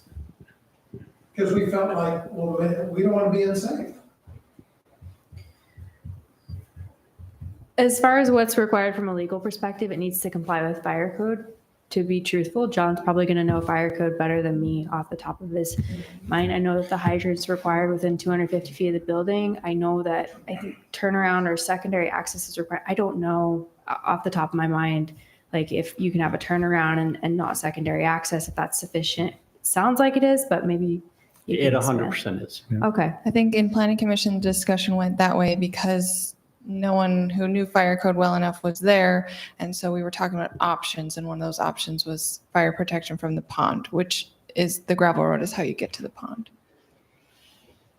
That's how I remember it. You may remember it differently. Because we have a hydrant and we don't need a road to the woods. Are you ready for motion? Yeah. Mayor, I make a motion that we approve the nightly rental permit application submitted by Kathy and Ray Vince for tax ID T-168-G, subject to the new fire department's conditions. And I would ask them to please work with the water department to try to not make a dead end, still stagnant water situation, and also work on bring in the tower into compliance so that we have all conforming uses complete. Are those conditions, just for clarity, of the Yes, permit? they are conditions. Yeah. So we won't issue a permit or a business license until those are. Right. Well, they can't, That's- they can't occupy the permit without the fire stuff done. So I mean, that's got to be done anyway. Do you want the approval to be conditioned upon fixing the tower issue Yeah, before? well, that's bringing it into conformity. Okay. Okay, I have a motion. I'll second that. I have a second. All right, any further discussion on this item? I got one. Did we determine yes or no the tower is on the nightly rental property? It is not on the nightly rental, but there is a guy wire that is on this property that goes over and keeps the wind from I think blowing the it Bences over. are willing to bring it into conformity. So let's just, If we're talking about the wire, I can remove the wire. well, the thing that with Kayla saying is that, But it's still the close to con- the road. Yeah, conformity there's still some portion is setback that- issues. Yeah, let's just get it resolved. But why are we tying this to their nightly rental property? Because it's which a isn't- non-conforming use. Why, I get It's a that part. non-conforming structure. Yeah, but the tower's on their personal property, not the nightly rental property. So as far as whether we can require them to bring it into compliance with this application, I think it just depends on, is the tower in part or in whole located upon this property? And I don't know the answer to that. It's In part. part, if you want to count a guy wire. Because there's a guy wire. That's part of the. Well, and if it's closer than the edge of the property than it should be, then it needs to be. And yeah, there needs to be a lot line adjustment or something. You guys want to bring it into conformity and have a conforming structure, correct? Yeah, Okay, so, I'll come here and ask for that. but we'll work on it. We'll work with you. Do that. Yeah, we'll figure out a path forward or try Yeah, to figure that out. but, so what you're saying though in your motion, so I understand, is that aside from getting in compliance to start their nightly rental with once they get the fire code within compliance for the nightly rental, they still can't. I'm guessing the tower is going to be in compliance before the fire code. It's probably going to use your pathway. It's gotta be way easier. And get the water line installed, the hydrant installed, all that They got a stuff. lot of work to done. do there, down there with. Engineering, everything. So it's going to be done before, so. Okay. So will someone be working with us on this or? Sure. I wouldn't know how to bring it in. Yeah, so Darren and Ben, they've got ideas. And Yeah. yeah, we can do that. Yeah, it's, Okay. we'll just follow the process. I have a motion and a second still. Any further discussion? Okay, all in favor? Aye. Aye. Any opposed? All right, thank you. All right, we are going to move on to item G5, discuss possible action authorizing the mayor to sign a letter to Oregon City regarding the proposed critical infrastructure material protection area. Has everybody had a chance to read that letter? And if not, it's not very long. I can read it really quick. I like it because it covers. It covers everything. We're responsible to be covered. It's, Because it's not. so it talks about noise and dust impacts, hours of operation, lighting and dark sky protection, future uses. Mayor, That's what it talks about. I'm Mayor, ready. make a motion to authorize the mayor to sign the letter to Oregon City regarding the critical infrastructure materials protection area. Second that. I have a motion and a second. Any discussion on this item? well-drafted letter, whoever drafted it. I think Darren, or Ben drafted that. Ben did it. You didn't even raise your hand. Very good. All right, no more discussion. All in favor? Aye. Any opposed? All right, thank you. All right, we are down to calendar of events, the part we've been waiting for all night, towards the end. Thanks, Jake. All right, we have our summer community cleanup Saturday and Sunday, May 31st and June 1st, Center Street Park, Trowbridge Estates Park and Westfield Park. Those are dumpsters. Please use them wisely, and don't leave your trash laying around the dumpsters if you can. Let's get them in the dumpster. Memorial Day commemoration program, Saturday, May 24th, 10 a.m. at the cemetery. Movie in the park, Friday, June 13th, Center Street Park. Food trucks are going to arrive at 7:30. Movie will start at dusk. I'm not sure what movie's playing. Friday the 13th. Friday the 13th, we're playing that Friday the 13th. I don't know if that's that's kid friendly. So, food trucks. That's awesome. I think it's Finding Nemo. Finding Nemo, there we go. I didn't look at that. So Finding Nemo. So that's all we have at this point in time. I need a motion to adjourn this meeting. I'll make a motion that we adjourn this meeting. Second. I have a motion, a second. Anybody to discuss the closing of this meeting? All right, all in favor? Aye. Any opposed? This meeting is adjourned at 8:56. Thank you.